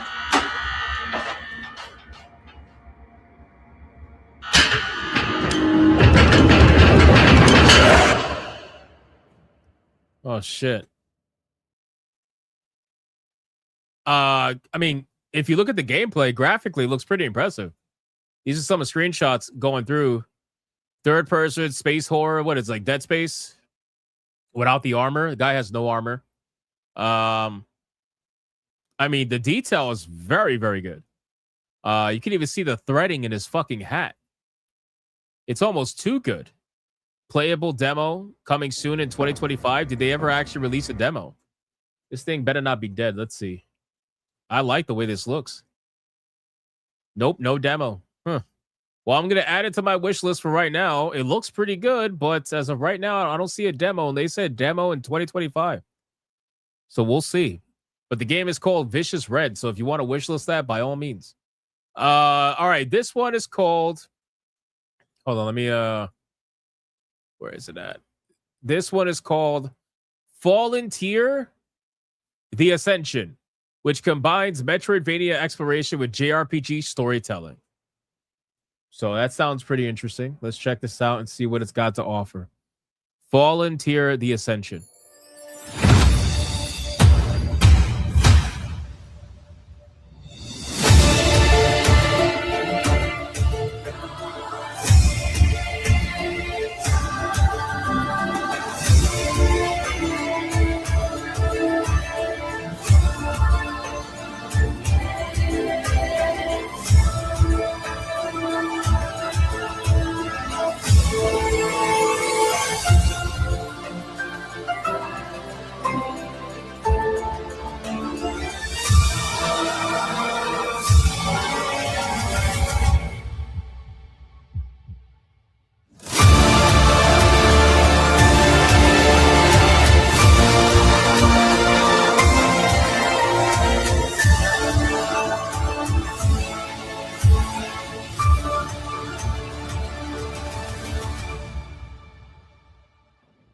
I'm not gonna lie, that was pretty fucking cool. Coming Q1 2026. That was pretty fucking cool. There was the map looked gigantic. Hold on. Where's the... I saw the map. Where's the map? Did I skip it? It says explore living map. Where is it? Come on, Steam. Come on, Steam. Catch up, you fucks. Oh my god. Bro, yeah, here we go. Look at the size of this thing. Bro, look at this map. Holy shit. And there's other parts that are not even showing. It goes past the limits of the screen. Wow. That's pretty impressive. I'm not gonna lie to you. Huge fucking map. Now, I mean, a big map means nothing if it's not interesting to explore, but I think it will be. Looking at the gameplay, it looks pretty cool. Just a clone of Hollow Knight. I mean, there's going to be a lot of clones of those games like that. Way bigger than Metroid Prime 4. Anything is bigger than a Nintendo game usually. They don't put in the effort. No, this looks cool. I like the combat. Combat looks cool. Story, I mean, I really don't know much about the story, to be honest with you. They don't really show much. They're just like, meet up with your friends. Like, okay, sure. He also seems like he could transform into a beast or some shit. I thought I saw him. Look at this. Whoa. I thought I saw him transform into a beast, but I don't remember where exactly. But it was somewhere around here. But oh, is this it? Is this it? Hold on. Yeah, I think he transforms into this. That's pretty fucking cool. Yeah, that was him. He transformed into whatever the fuck this is. That's pretty cool. I think the gameplay looks pretty solid. Yeah, I'm gonna wishlist this. I'm sold for right now. I'm gonna wishlist this one. All right. Last one. Last one is called Lo-Fi. You are the sheriff of City Block 303, a retro futuristic cyberpunk slum where the only inhabitants of note are other lo-fi, humans that are unable to jack into the platform, and decaying synthetics that didn't achieve the intelligent singularity. What do you do with your time is up to you. Okay, well, that's a hell of a fucking introduction. Lo-Fi. Let's see what this is about. This is Lo-Fi, a fully immersive simulated reality that puts you in the driver's seat. A world unbound by the shackles of mortality. A world with no rules. Oh, hold on. That was creepy as fuck. Why he looking at me like that though? Bro. Bro, that is creepy as fuck. Why are you looking at me like that? Nah, man. Unbound by the shackles of mortality. A world with no rules, no fail states, no one to answer to. A neon-soaked dreamscape.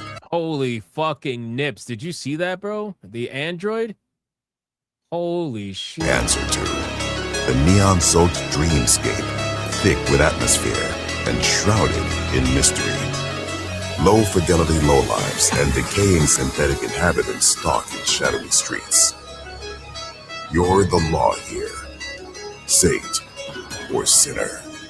Fulfill your deepest wants and desires. Kick back and enjoy some leisure time. Or fuel your lust for high-octane excitement. You're in control here. This is your world. This is Lo-Fi.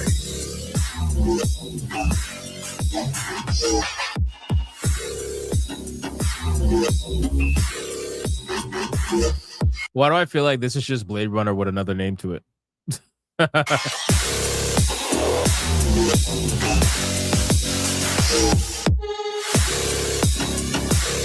By the way, I think this game can be played VR and non-VR. Just an FYI. Yeah, Steam, PlayStation 5, or PlayStation VR. So you could play this regular or you could play this VR. Either way, I mean, it seems pretty cool. Like, I like the idea. You could never go wrong with a Blade Runner style environment. I think that's pretty sick. But also it's like, I feel like it's going to be a little undercooked. I think it might be overselling itself a little bit. Because I get it, man. A lot of these games that they're like, oh, be what you want to be, whatever. They tend to oversell and underdeliver. They're like, yeah, you could do this, you could do that, you could do all these things. And then you play the game and you can only do like 1/4 of it, you know? But I do appreciate that it says coming when it's done. That tells me that at least they have the understanding that they cannot release a product that is not finished. You know what I mean? That coming when it's done, that's the mindset that old school Blizzard used to have. So I can appreciate that. I do like that, right? So I don't know. We'll see how this goes. Is there another video to this? What's this?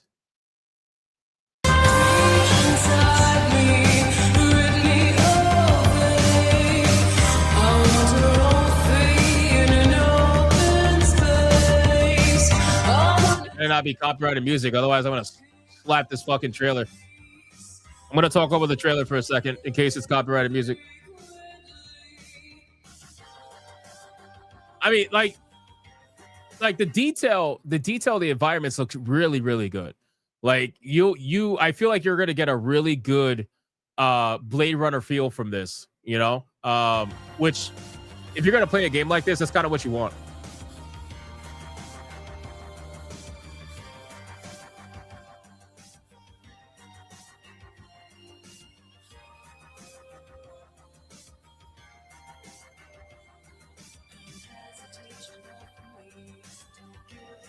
You have police and stuff. I wonder if you could be a cop. Can you be a cop in this?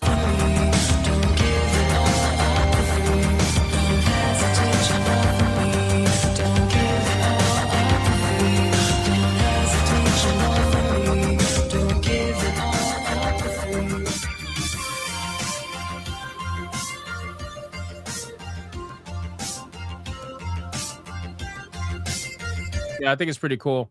The only thing is, I could have sworn this was a game that you could play non-VR. If you can only play in VR, that's going to be pretty gay. I'm not going to lie to you. But I'm sure the thing is with these VR games, they usually tend to release patches that allow you to play without VR. Not all of them, obviously, but some of them do. I'm going to have to find out. But I do like the overall aesthetic, and I think it's something that could be a lot of fun. So, Old Man Cat dropped it in the chat. I'm still going to wishlist it, even if it's a VR-only game. I'm going to wishlist it just in case it comes out with a non-VR version of it, which would be pretty cool. PlayStation version says you can play as a cop. Okay, that's cool. That's cool. Oh, look, a big, massive Unity logo. It looks cool for a Unity game. I haven't seen a Unity game look that good. Whenever I think of Unity games, I don't think of games that look like that. Maybe that's me being racist to Unity, but who knows? Anyway, all right, let's move on. That is it for the Indie Showcase. Some pretty good games. I like the one that I saw before. The tier one. I think that one looks pretty cool. All right, let's X out of this and let's talk about some topics. So, any super chats to catch up on before we continue? We got Damage Control with a 2. I kickstarted this game 4 years ago, so hint, hint. Oh, this shit is dead. Holy shit. I'm just kidding. Maybe not. We'll see. I wish development was faster, but the dude has been struggling. Oh, that sucks. That sucks. And again, like I said before, this is a prime example of having too much ambition, where sometimes you overpromise instead of focusing on a smaller scale. You think too big, and then that just ends up leaving you completely open. That's the problem. He probably tried to add so many things and he got overwhelmed, and it's just too much. You gotta start small. If you start small and really make that smaller scope hit pretty good to the point where you start getting all that support and you get money from people, then you could expand that. Let's see. All right, said there will be an update this year. All right, well, let's see. Let's find out. Let's see if it's good. I would love to check it out. Okay. I got a couple of fast topics I want to go over. Some of which are just so stupid, and other ones that are, just like, what the fuck is going on? And I also got 2 funny videos. Actually, one's not a funny video, one just looks cool. So somebody made an AI video trying to showcase what a Dragon Ball Z horror game would look like. And I thought this shit looked so cool that I wanted to share it with you guys. I wanted to share it yesterday, but I forgot to do that. So let's look at it today. This is supposedly a Dragon Ball Z horror game. I wonder how that will look. Let's see.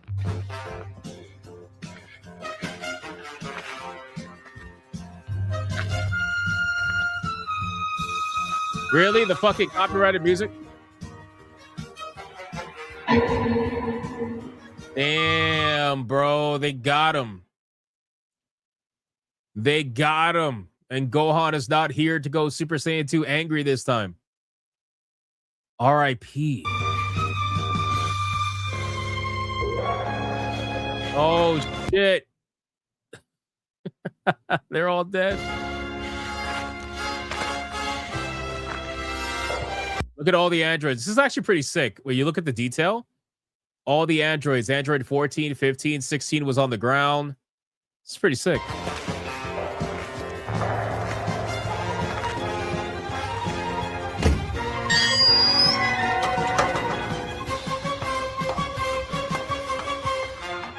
I do think, like, how cool would it be to have a Dragon Ball horror franchise? You know, how cool would that actually be? Like, how would that work? You know, I feel like the only way that would work is if it did involve the androids and you played as a human, right? If you played as a human trying to escape Dr. Zero's lab or something like that, you know, or whatever. I feel like that's the only way that would work. This is pretty creepy. Oh, shit.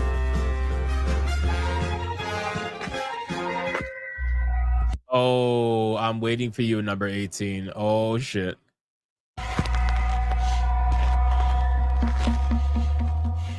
Yo, look how real this looks. I mean, this is insane. Does anybody else think this is insane? Just how good this looks? Like, fucking A. That's crazy. I mean, all the way down to the physics. Everything. The lighting. This used to take them ages to do. Now you can just do it with fucking AI. That's actually legitimately scary.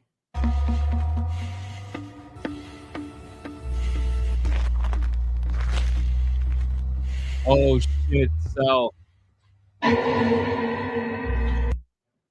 Oh shit, that's crazy. Huh. Yeah, I definitely think that you could do something pretty interesting with this as a Dragon Ball or Dragon Ball Z horror game. I think you could do something interesting with this, but you can't play as one of the heroes because you're too powerful. Like it would just. There's nothing scary when you could blow up the fucking planet. You know, I think you have to play as a human, and then you could try to like escape Dr. Zero's lab, or something along those lines, or try to escape the Red Ribbon Army, whatever. Like that's the only way that it will work. Otherwise, it just is what it is. You know. That's pretty cool though. Pretty interesting. So I wanted to share that with you. All right, next one up. I saw this. This is hilarious, and this is so true. I have to show this to you. AI is in danger. It's going to replace the artists. Who are the artists? These are the artists. These are the artists that are currently melting down over AI potentially taking their jobs. And it's not the actual artists. We're just using it metaphorically speaking.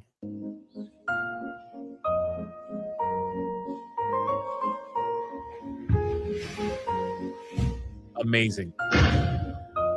Amazing. This is art. Amazing. Wow.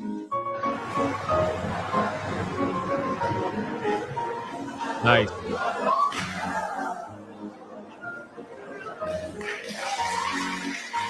Nice.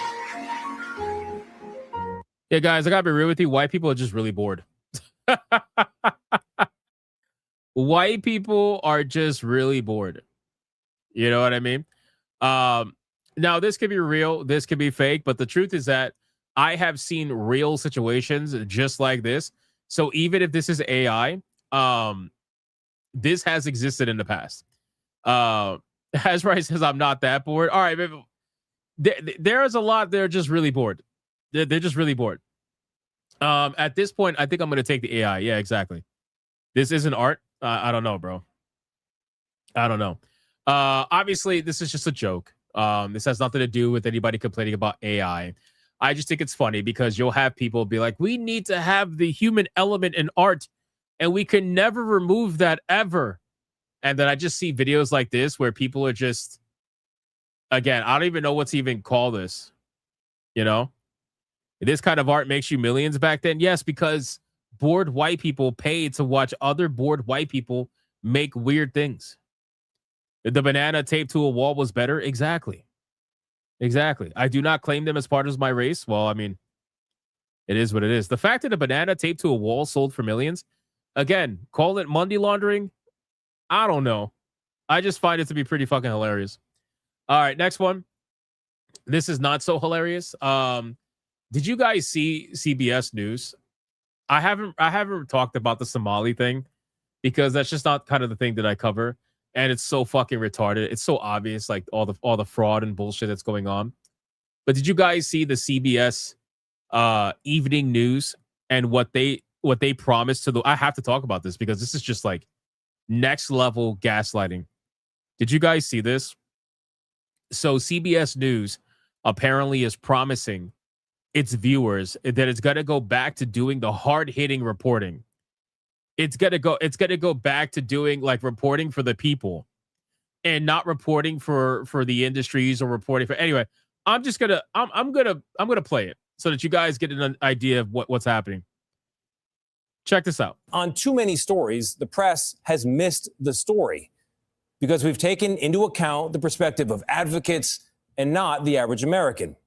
Or we put too much weight in the analysis of academics or elites and not enough on you. And I know this because at certain points, I have been you. I have felt this way too. X to down. I felt like what I was seeing and hearing on the news didn't reflect what I was seeing and hearing in my own life. And that the most urgent questions simply weren't being asked. So here's my promise to you today and every time you see me in this. By the way, for the people who are like, is this AI? Isn't this AI? Isn't this fake? No, it's not. CBS News posted this themselves over on X. So no, it's not AI. It's not fake. Here's my promise to you today and every time you see me in this chair. You come first, not advertisers, not politicians, not corporate interests. And yes, that does include the corporate owners of CBS. I report for you. X to doubt. We need lots and lots of X's in the chat right now. Deadeye Slock said 1-800-X to doubt. Yeah. So you were joking about the AI thing? Oh, okay. No, because some people take it serious now. I don't know. So let me understand. Where do I even begin with this? Like, let me understand something, right? So are we at the part now where first it's like, it's not happening, right? You guys know how this goes, right? It's not happening. And then it's like, okay, it's actually happening, but here's why it's a good thing. Are we at that part now where we have them openly admitting that everything we've ever said about the mainstream media was actually true? Where now we have CBS openly admitting that they reported things based off what made their advocates look better? Like, so we're there now. So now it's like, okay, well, it's actually happening. It's actually happening, but here's why it's a good thing. That's where we're at now. And all it took was a YouTuber reporting on the Somalian fucking fraud for them to be like, okay, well, we just got outplayed by a YouTuber, so we clearly have to like step our game up somehow, some way. Because nobody has faith in the mainstream news. And this little, like, whatever this is, this, I don't know, this stunt, if you want to call it a stunt, I don't really think this is going to make people trust you any more than they already do. And that's basically like non-existent at this point, right? So this was their statement over on X. Again, this was posted by CBS News. Yellow check mark and everything. I report for you. The new CBS Evening News launches on Monday, and our new anchor, Tony Dookie Pill.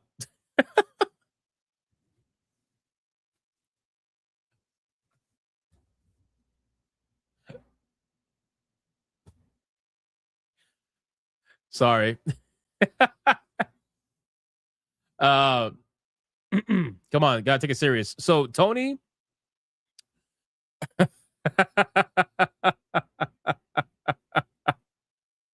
All right, I'm done. I got it. I'm done. Tony Dookie Pill is making a promise to viewers that you come first, not advertisers, not politicians, not corporate interests. From now on, what you see and hear on the news will reflect what you see and hear in your own life. We will ask the questions that weren't being asked before, and we will work every day to earn your trust back.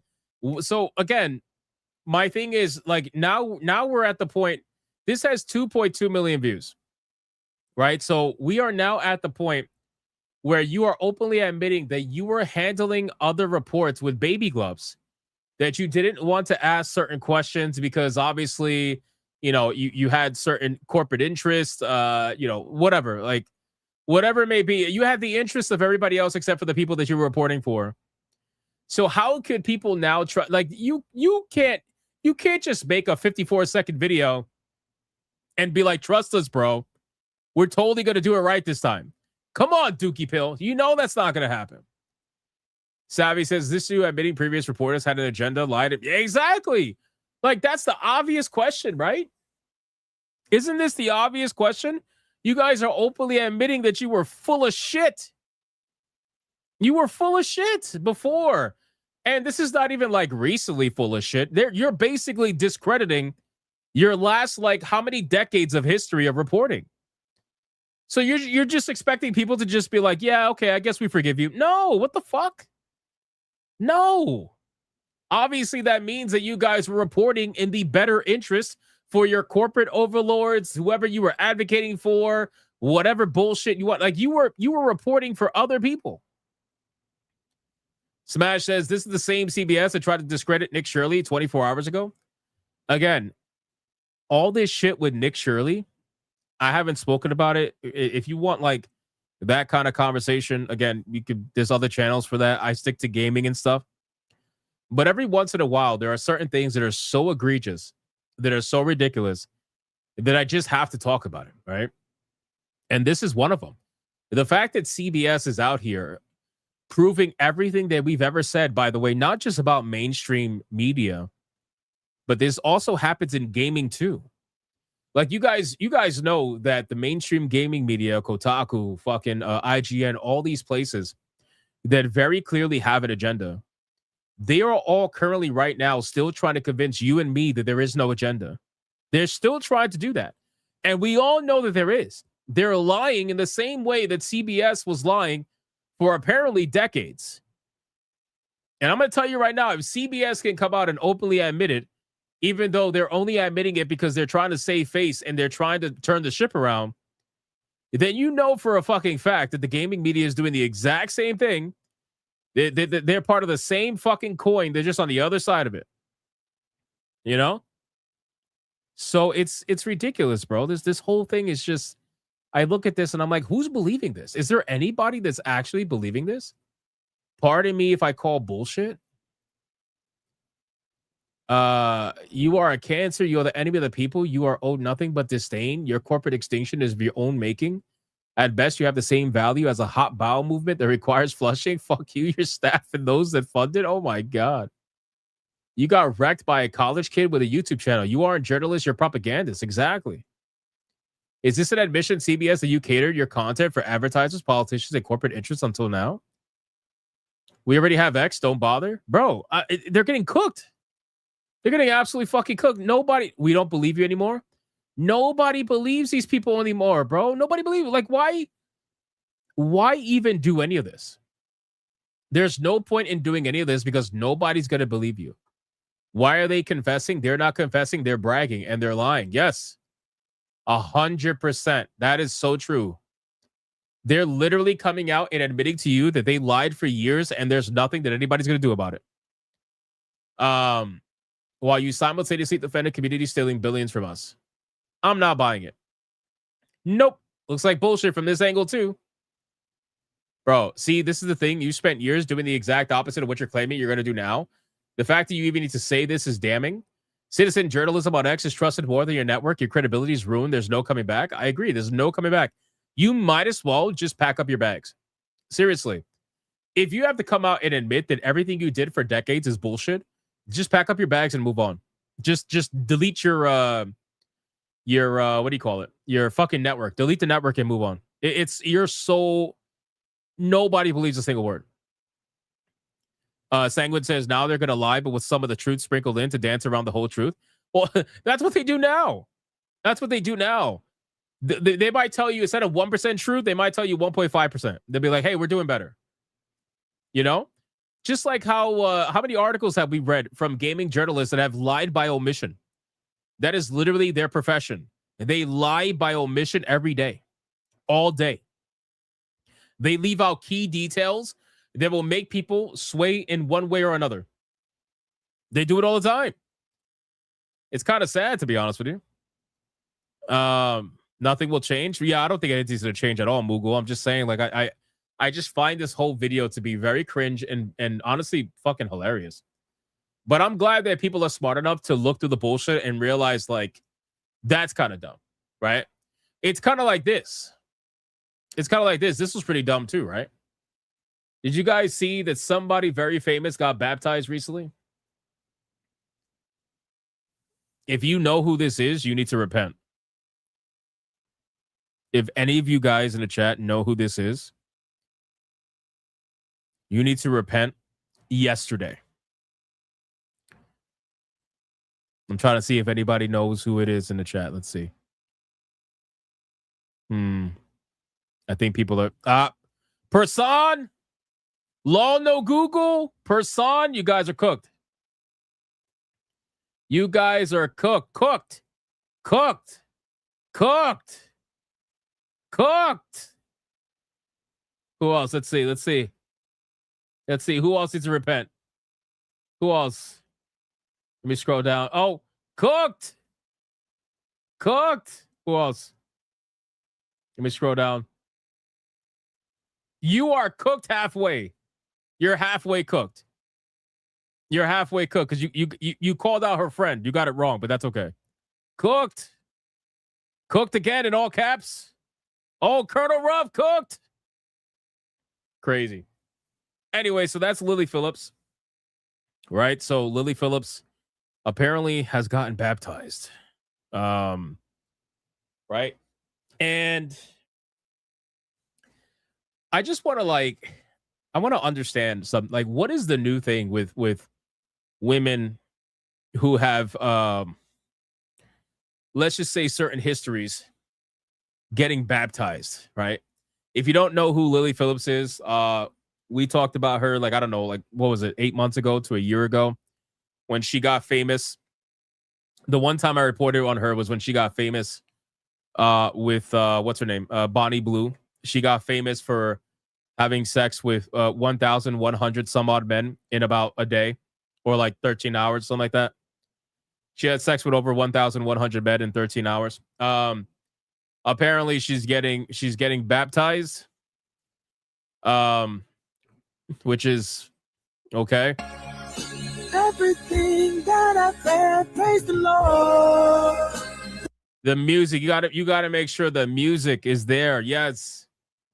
If the music is there, make it all hit perfectly. What is with this? What is with this, bro? How many of these girls that have done stuff like this are now suddenly going on social media and getting baptized and running with that whole thing? What's up with that?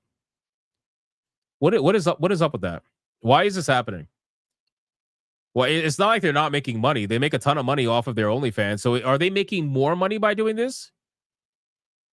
Are they making more money on their OnlyFans by doing this? Is that what this is? I'm just genuinely trying to understand what's going on here.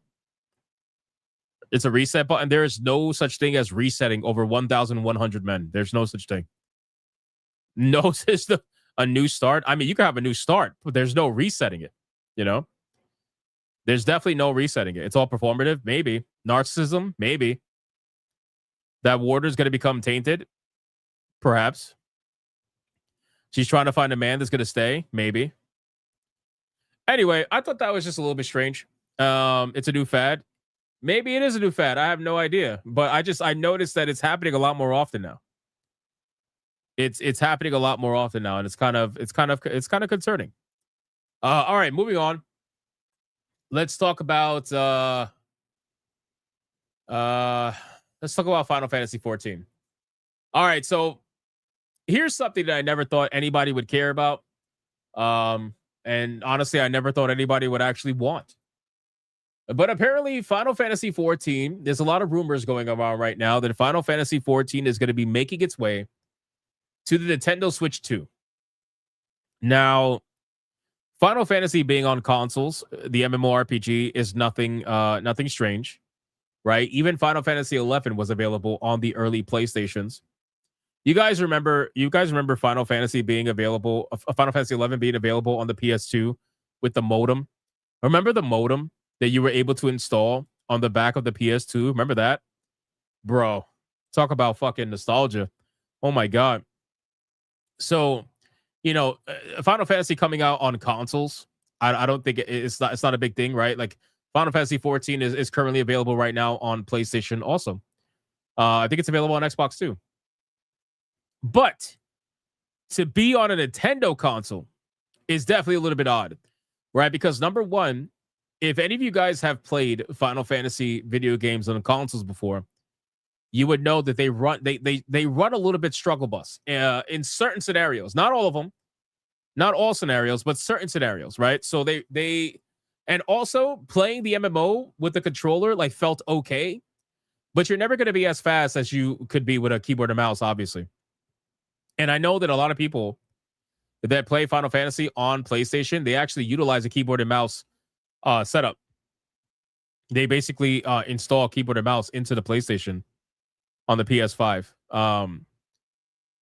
But in any case, so my biggest issue with this is that on the Nintendo Switch 2, the Switch 2 has been proven to not exactly be very stable with some of these third-party video games that has been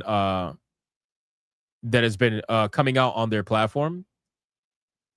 Now, I know that when it comes to Final Fantasy 14, it's not exactly the most graphically demanding video game. I think that you could definitely play with the settings to get it to somewhere where it could run at 60 FPS on the Switch 2. I think that's definitely possible. However, I worry about the controls. I worry about the controls. I think that, especially since you can't, I don't think you could plug in a keyboard and mouse on a Switch 2. Pretty sure you can't, right? So, unlike a PlayStation. So I don't know how this is gonna work.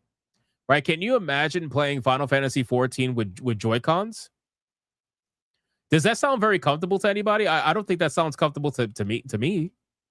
Even though I know like the Joy-Con can be utilized as like a mouse, but realistically, I just don't see how you're gonna utilize it as a mouse and also utilize it for your inputs at the same time.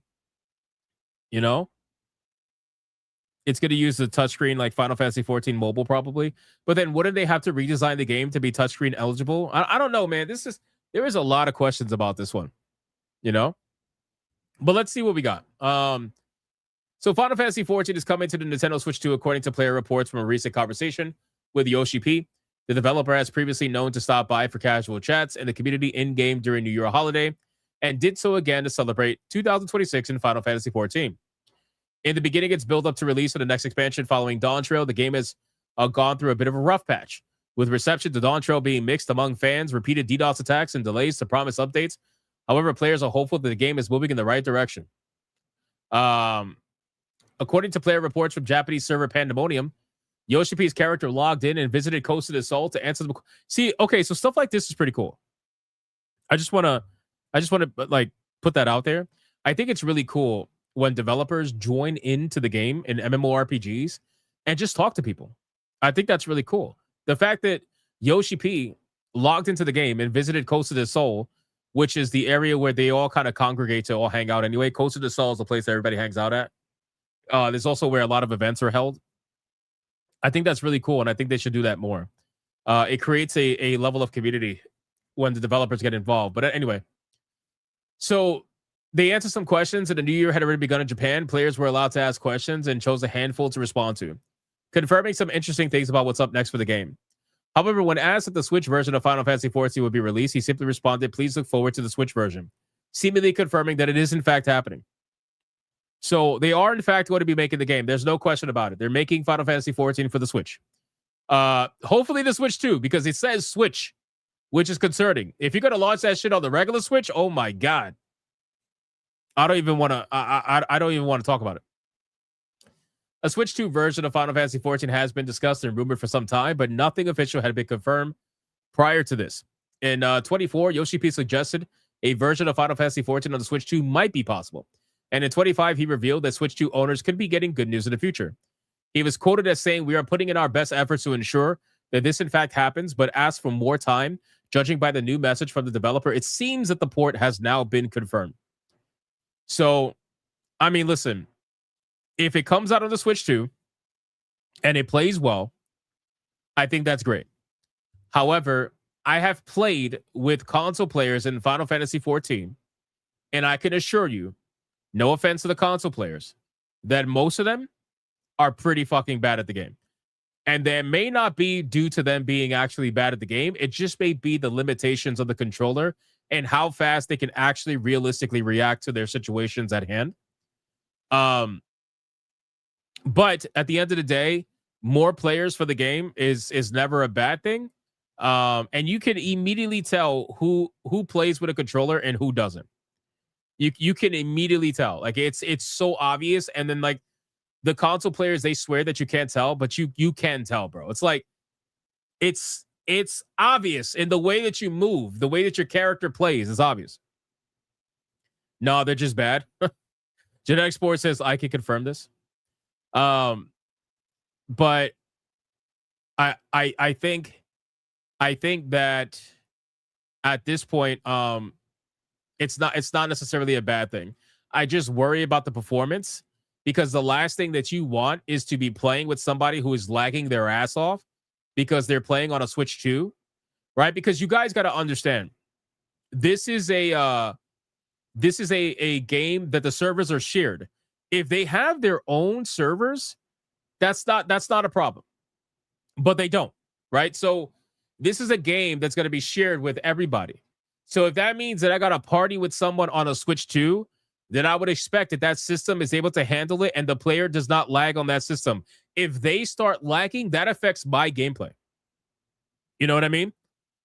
So that's what I mean by saying that that's going to be a problem. So when I say that I want them to ensure that the Switch 2 version does not have performance problems, that's to ensure that I don't have to deal with people who are having performance problems because they're playing on a Switch. Does that make sense? And dude, I play as fast as anyone on PC. This isn't FPS. You can stop that BS. My guy, I love you, Azrai, but I promise you that your controller cannot come anywhere close to my multiple ridiculous levels of key bindings on my keyboard and my MMORPG mouse that has 16 buttons on it.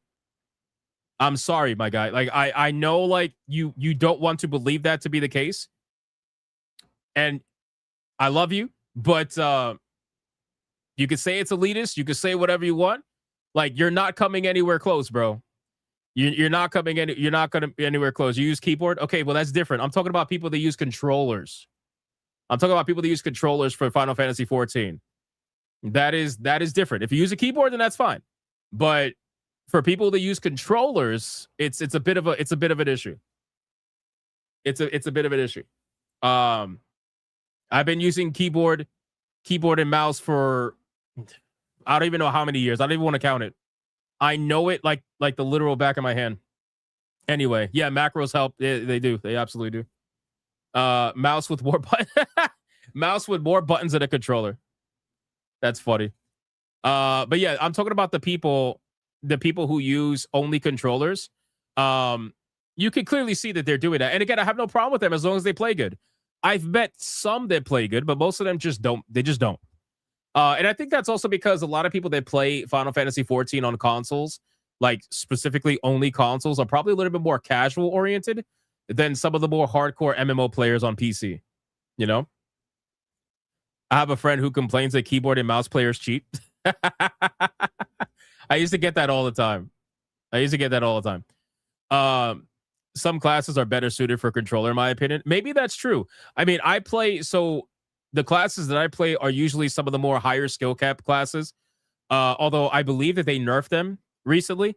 So like in terms of rotation, so I played Monk, right? Monk, I used to always be top DPS charts for Monk, but Monk was a motherfucker to play because you always had to make sure your rotation was perfect in order to maintain Grease Lightning while also utilizing certain skills and cooldowns and all that shit. It was a motherfucker.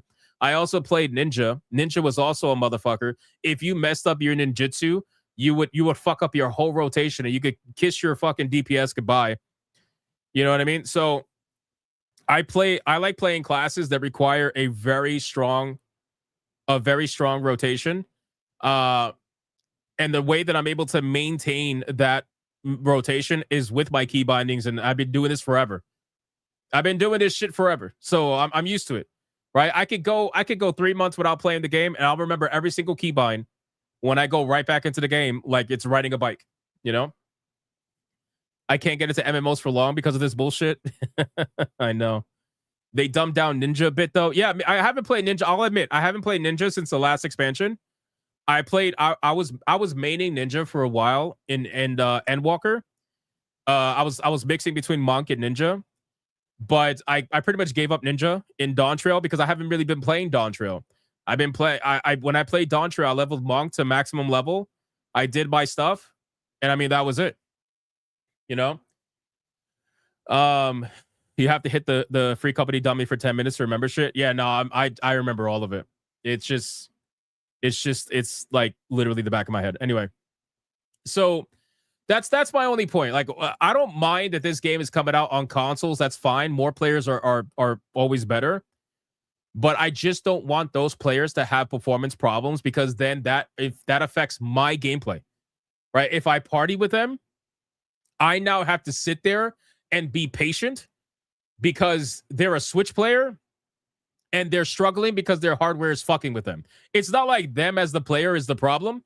It's their hardware making them a problem. And that's an issue. That's not fair to them. And that's not fair to the people that they play with. Does that make sense?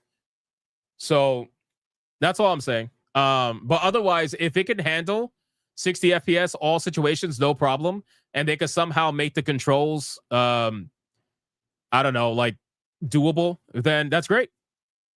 Good for them. Pretty much. Same thing with an underspecs PC though. Yeah, no, 100%. 100%. Like, again, with somebody, it's very hard to underspec your PC with Final Fantasy 14 because even like the shittiest of PCs can play that game pretty decently, especially if you adjust the settings. But yeah, of course, same thing. But that's more of a personal problem, and that's not like a overall blanket hardware problem, right? If you got one person whose PC is fucking trash and can't handle the game versus people in the hundreds of thousands that are playing the game all on the same console, and the console can't handle the game for anybody, then that's a problem. In your case, it won't happen since you're just chilling in your mansion. That's true. I am just chilling in my mansion for a little while. I'm keeping the mansion alive until the next expansion, and then if they don't hit it strong with the next expansion, I think I'm done, personally. Hypnotic is channeling his inner cult classic Cage right now, bro. It's not an elitist thing. I'm just saying I want the system to be able to run it good. Anyway, all right. So that's that. That's the conversation about Final Fantasy 14. Let's get to the next one. Where are we at? Okay. So you guys remember how we saw Mod Retro? We were talking about Mod Retro the other day and the Andorol Game Boy like system that looked really cool and it could play all the original Game Boy games and all that. And I think it was like $350 or something like that. Well, retro gaming is getting out of control. And to be fair, this is something that has been happening for probably like a year or two now. And it's only getting worse. And it kind of sucks because I know some of you guys talk to me about some of the stuff you collect. And I know some of you guys collect retro stuff. And it's getting so out of hand that now you're having some 3DS systems. You know, some of the versions anyway, not all of them, but some of them are going for right around $400. You know, for $400 for a 3DS. And what's crazy is that we were looking at the Mod Retro, and when looking at the Mod Retro, like the standard handheld was like $199, right? And the Andorol version, I think, was $350 or something like that. And even I was saying like $350 is a lot, man. Holy shit. But now that I think about it, it's like, all right, well, $350 for a modern handheld that's not technically name brand, it's not Nintendo, but it can play all the original games versus trying to buy a 3DS for fucking $300 to $400. It's crazy, bro. I'm telling you, man, the numbers are getting insane. And here's why. It's a bunch of things, right? Number one, modern gaming obviously has turned people to retro. That's just the truth. Not everybody, but modern gaming has definitely made people go seek out retro for whatever that reason may be. That's some of it. Another bit of it is that there has been an explosion on YouTube, on social media in general, of retro collecting and retro gaming and buying and selling of it, right? That has exploded. I watch videos like that all the time. That has exploded on YouTube, and it has informed people of this market. And there's so many people that are trying to now, buy and sell, that it is making some people pay crazy money for this stuff. Also too, now the availability of certain hardware is going to become more difficult. And like somebody in the chat said, supply and demand, that's going to raise the prices, obviously. Speculators during COVID fucked the retro gaming market. Yeah, it's crazy. So let me give you an example. Let me scroll down. 3DS prices are spiking. This decade-old Nintendo handheld is now worth almost as much as a Switch 2. A new 3DS XL model are often selling for $200 to $350 used. Prices are likely to keep climbing. $350 for an XL. Oh my God, bro. I got to be real with you. I'm probably going to end up going with the mod retro. I don't care to have a name brand Nintendo handheld. I really don't care.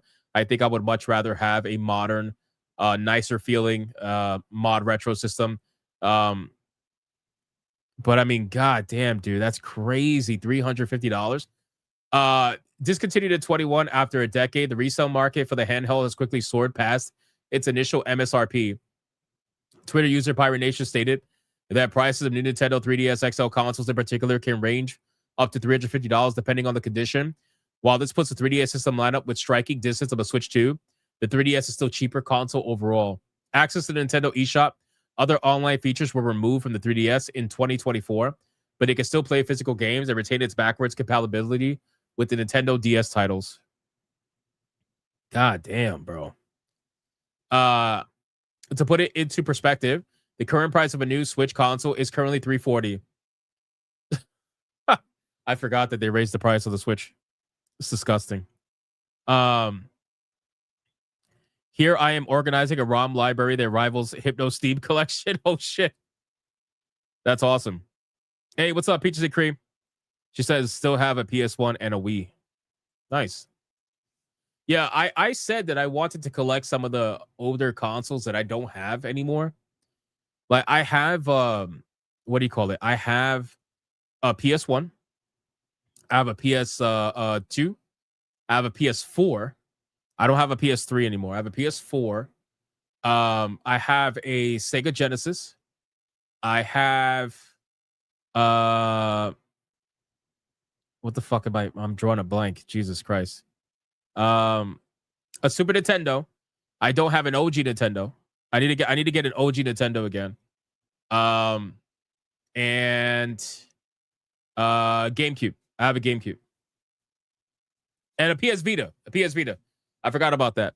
And then obviously I have a PlayStation 5 too. I have a PlayStation 5 also. So there are some older systems that I'm missing. You know what I would love to get my hands on again? I would love to get my hands on a Game Gear. I would love to get my hands on a Game Gear.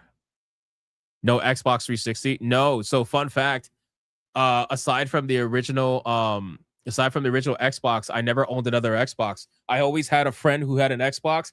I was never a big Xbox person.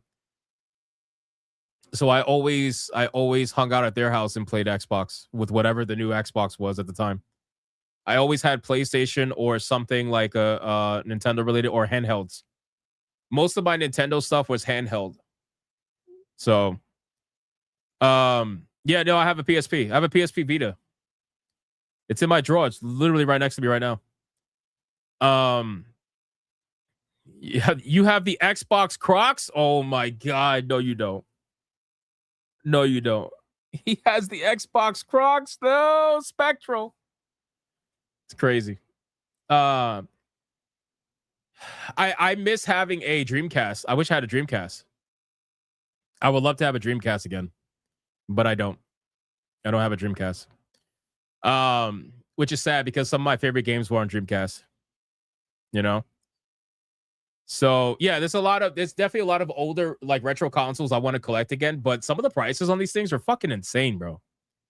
They're insane. And I know people in the chat, they're gonna be like, well, why don't you just do emulation? I don't care to emulate. I'm not gonna lie to you.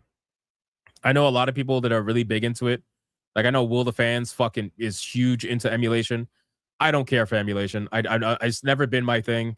I rather just get the physical copy of whatever I want to play and play it. That's just how I am. But I know everybody's different. So, now it says the main reason why the 3DS is still popular is likely due to the extensive library of high quality exclusive games, but there are other reasons as well. Although Nintendo has long since pulled support for the 3DS, the system continues to be a popular device for modders looking to get some extra use out of it. For example, modded 3DS consoles can be utilized to run games and apps that would normally not be possible. Earlier in 25, a gamer demonstrated how the Moonlight game streaming app can be used to play Assassin's Creed Shadows on a 3DS, though the actual game itself is a handheld via a separate console or PC. While this comes with some compromises, the potential of a modified 3DS console continues to grow over time. Imagine modifying a 3DS just to play Assassin's Creed Shadows on it. I feel like that's disrespectful to the 3DS. That's crazy. That's disgusting, really. Why would you do that? Bellstep says, still have my NES, SNES, OG Game Boy, GameCube, PS1, PS3, PSP, PS Vita, 3DS, and PS5. Nice. Nice. Yeah, I would love to have an OG Game Boy as well. But I really want a Game Gear because the Game Gear reminds me so much of a Steam Deck. And the reason why is because I remember saying to myself way back when the Game Gear is fucking massive. It was like a brick, right? And then eventually we got to the point where just like phones, the handhelds were getting smaller and smaller, right? So Game Boy was huge. Game Boy Advance was big, but it was wider, not taller. And then eventually you had the 3DS, the 3DS XL, and then you had the 3DS Lite, the whatever the square one was. They started getting smaller and smaller. The PSP, PS Vita got smaller and smaller. And then we got the Steam Deck, and now we're back to big again. Then we got the Switch, and now we're back to big again. So it's like whatever. Anyway, but I love the Game Gear, man. The Game Gear. You know what I played on Game Gear a lot? Streets of Rage. I played Streets of Rage a lot on the Game Gear. It was so good, so much fun.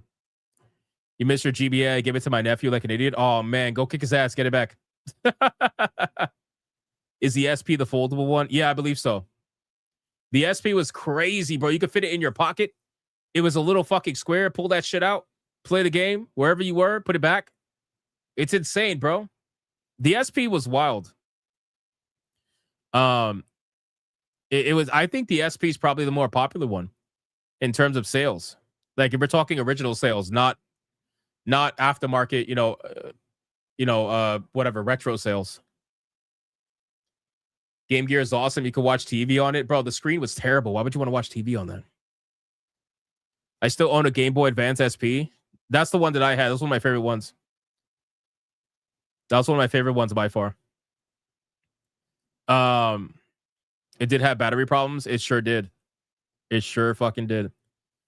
So in any case, just to bring us back, ultimately, check this out. Additionally, some 3DS titles have gained value over time due to their rarity, with the dual pack of Pokemon Omega Ruby and Alpha Sapphire fetching an estimated price of $1,169. Oh my God. Holy shit. $1,169 for Pokemon Omega Ruby and Alpha Sapphire. That's crazy. Think about that. That's crazy. Like, what the fuck are we doing? What are we doing? Real GDR says I'm rich. You have both. Oh shit. Everybody go rob Real GDR right now. Right now. Rob him right now. That's crazy, bro. Did I say Omega Roofie? I did. Omega Roofie.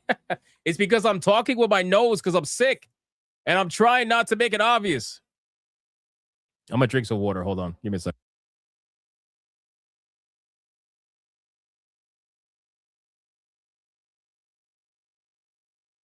It's terrible.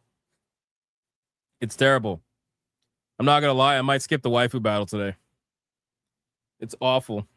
Anyway, Sonia says I knew it. Yeah, I know. How can you talk with your nose? I don't know, bro. I have my ways. I have my ways of doing it. It's a pain in the fucking ass, man. Was it family members? Of course it was family members. It was the dirty fucking spicks. I wasn't sick all year, and then I surround myself with a bunch of spicks, and all of a sudden I'm sick.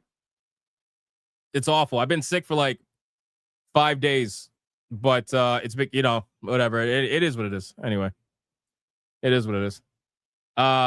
We still powering through. I'm still staying up till 6:30 in the morning, fucking making emojis and shit. It's all good. Anyway, nobody wants to hear that shit. It's gonna be okay. Yes, it's gonna be okay. It's gonna be okay. Got to take care of that health. Yeah, no, I'm good. I'm good. I know when I can do something and when I can't do something. I'm good. I'm fine. All right, so stop kissing on Vera. Yeah, that's not happening. That's not happening. Yeah, so the retro market's fucked. That's basically it, boys. The retro market's fucked. I think it's been fucked for a little while. And I think the retro market is going to crash. It's only a matter of time. I don't think people can still keep paying these crazy prices. And they might have been for the last few years. But I think it's going to be problematic for sure. So, I mean, again, if you're paying $1,200 for a dual Pokemon game, at what point do you say that's a bit ridiculous? You know what I'm saying? At what point do you say that? It's kind of crazy. All right, let's X out of this. I had a couple more topics. Let's just do the Avatar one. And then I think I'm going to call it because it's becoming harder and harder to talk, and I'm trying my best here. Okay, so let's check this out. So Avatar, Frontiers of Pandora. As you guys may or may not be aware, the new movie came out. Right? The new movie came out, and the game was also on a pretty big sale. Right? The game, the lowest it's ever been is $17.49. Right? The game is currently right now $20, which is probably very smart for them, considering that the movie came out. Now, the game added a third-person mode, which is what I was personally waiting for before I tried it, because it had a first-person mode. It was also very buggy. The game had a lot of problems when it first released. Typical Ubisoft game, right? Very, very, very fucking typical Ubisoft game. So the reviews have been going up ever since the patch. And I decided to check on this game because of the movie. I was like, I'm curious what this game is doing now that the movie's out and now that the game went on super sale. How is this game doing? Well, to my surprise, it's actually doing very well. Decently well. Because I'll give you a couple of reasons why. Even though this number is not that high, I'll explain what's going on here. So it hit an all-time peak 8 hours ago. So this is still climbing as of right now. You can see the bar massively jump up, right? And it's because of everything that is going on with the movie and also the sale. All of that combined has got this game to go up drastically compared to where it was. This game released, right? This game released to 740 players. Think about that. This game released to 740 players in July of 2024. And then it went to 1,044 players. The highest it ever went before this bump was 2,614. Okay? So it wasn't performing at all for an entire year. For an entire year, right? Did it come out the same time everywhere? I believe it did. So it wasn't performing for about a year. And this game, in their financial report, they confirmed was a flop. obviously in Ubisoft terms, but they said that it undersold expectations. So you know what that means already, right? So the game was considered a flop. Then the game gets put on sale for like $17, $20, and then the movie comes out. So those two things combined has shot the game up to now 14,000 concurrent players from an all-time peak of 2,600 at the beginning of last year. Isn't that insane?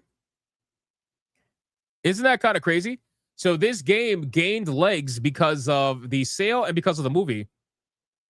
And now the original owner estimations were about 100 to 200,000 less than this, but now it's pretty much shot up. That's a pretty good jump. You got to call a spade a spade. That's a pretty good jump. Now, is the game a success? Yeah. You know what I mean? Like, maybe, because you guys got to understand that when it comes to concurrent players, this is not all the players, right? So if you have 2,000 concurrent players, you probably have about 50,000 to 100,000 people that bought the game, right? Probably more like 50 to 75,000, to be honest with you, because not everybody plays at the same time. People play over time, and this was spread over a year, so people were buying the game a little bit every month and playing when they wanted to. So give or take, whatever. And then another year goes by. Right, another year goes by and people buying the game all throughout the year when it's on sale, putting it in their backlog. Like me, I haven't even played the game. I have the game and I haven't played it. So let's say the game sold about 100,000. You know, let's say 100,000 copies. But the sale, now that it's at 14,000 concurrent players, the sale has absolutely pushed this thing. I mean, look at this. It has pushed it up there. So I guess we'll see what happens. I think it's three things, actually. It's the sale, it's the third person mode, and it's the movie. Those three things gave this game life when it was otherwise completely dead. There's like slightly dead, and then there's completely dead. They went from completely dead to slightly dead now. So if they can maintain this, or better yet, if they could get a bigger number, it might have some life, which doesn't really matter because Ubisoft is in a hole anyway, so it doesn't matter. And you know for a fact, they spent a lot of money to acquire this IP. You know for a fucking fact they spent a lot of money. You know?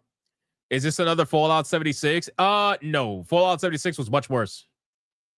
Much, much worse. But, yeah, that's what it is. So not bad. Miss Molly says I buy it for 10. Yeah, I mean, again, it's how's the movie doing, by the way? Oh, look at this. They even notated it. Hold on, let me make this bigger. Look at this. This is interesting. I didn't know Steam did this. They notated it in the monthly players breakdown. Avatar 3 movie arrived in cinemas December 2025. I didn't know they did this. What the fuck? Wow. So they went from 1,205 peak in November to 12,496 in December. And in the last 30 days, they're almost at 14,000. They gained 11,000 peak in 1 month. That is almost a 1,000% increase. Wow. That's insane, dude. I did not know they list Avatar 3 movie in cinemas. That's so interesting to me. How's the movie doing? Let's see. Avatar 3 box office. Let's see. God, dude, this movie always gets carried by the international. Always. Always. Look at this. $609 million internationally. Almost $900 million worldwide. $250 million domestically. Wow. It's got some legs. But it's starting to taper off now. It's starting to taper off. What the last Avatar movie did, 2 billion plus, right? Bro, if this movie barely breaks $1 billion, I know it's gonna sound crazy to say, oh wow, barely breaks $1 billion. How is that a flop? This is what I mean by degradation of franchise, bro. Because if the last Avatar movie did 2 billion plus and the one before that did 2 billion plus, and this one only does $1 billion, bro, if for any other movie, $1 billion would be great, but for Avatar, losing half of your last film, that's a Star Wars moment. Because remember what happened with the last trilogy for Star Wars? The first one did over $2 billion. The second one did a little bit over $1 billion. It was like 1.3 or something like that. And then the third final movie did less than $1 billion. That's a really big drop. So I don't know. We'll see. We'll see. The movie can gain legs. Usually Avatar movies do gain legs and they stay in the theater for a long time. But here's the thing. It's only at 3,800 theaters. It's not even in the typical 4,200 theaters. Or 4,500. What's the typical? I think the typical is 4,500. Right?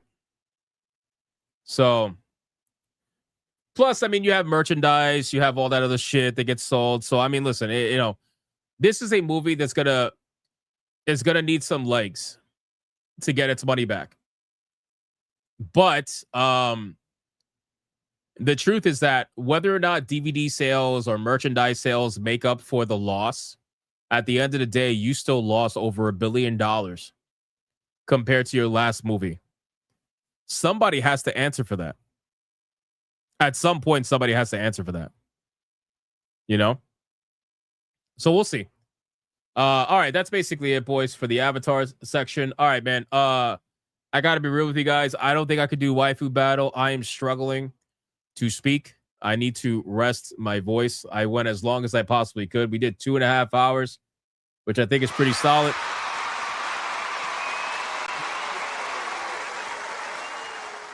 Can't be calling out waifus, unfortunately. I would love to, but hopefully tomorrow will be better.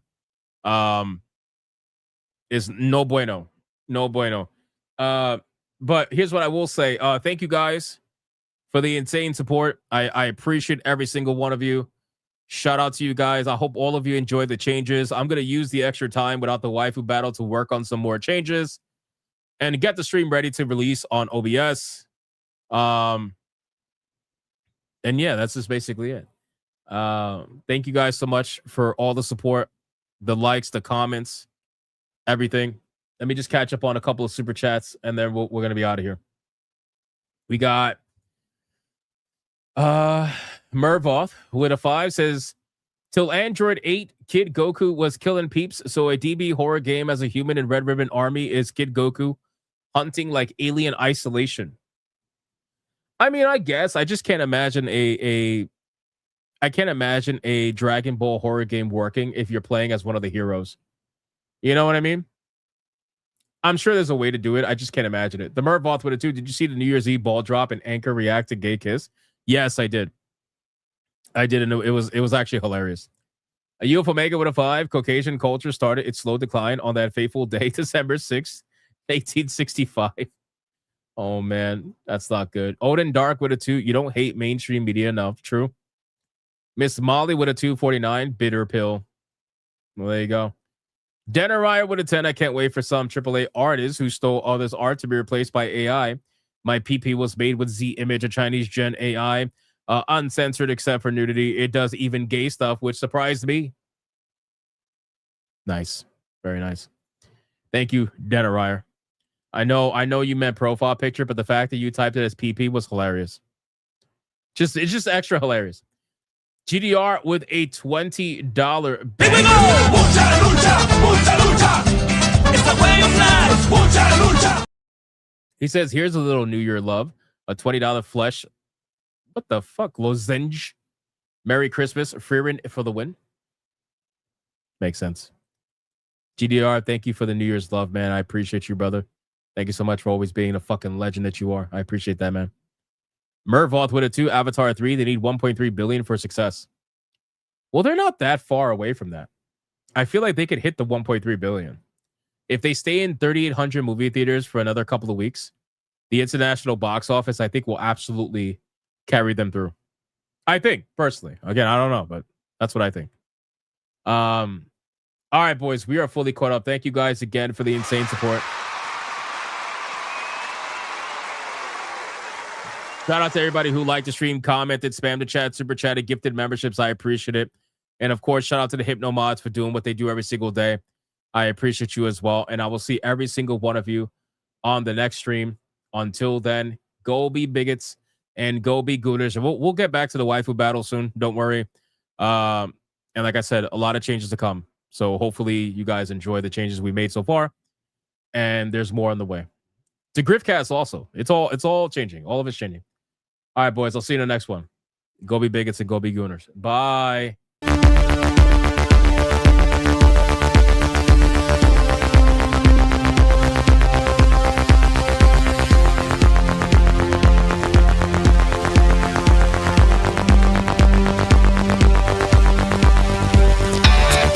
I am not gay. I have relationships with women and sex with men. And I got news for you. That means you get.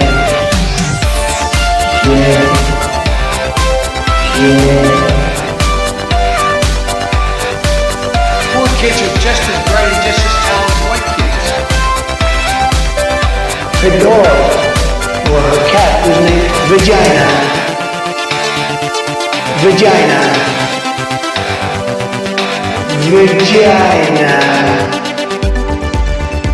Put a ticket in, make her gay. Suck Indiana Jones, put a ticket in, make her lady gay. Fuck baby girl, put a ticket in, make her gay.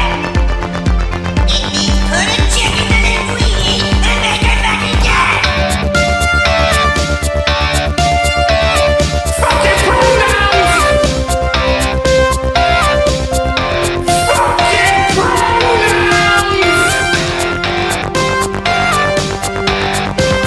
Fucking gender ambiguity! Fucking current day Californian shit! Cause that's all we fucking know! Cause we're boring! We're so fucking boring!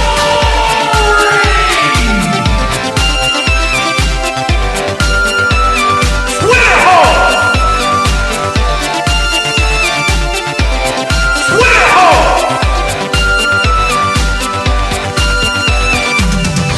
Get it right! At the touch of the black man, I bring life. I bring life.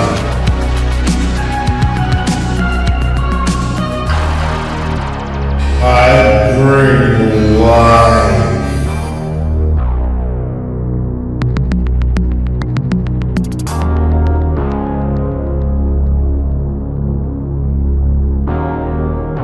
I bring life.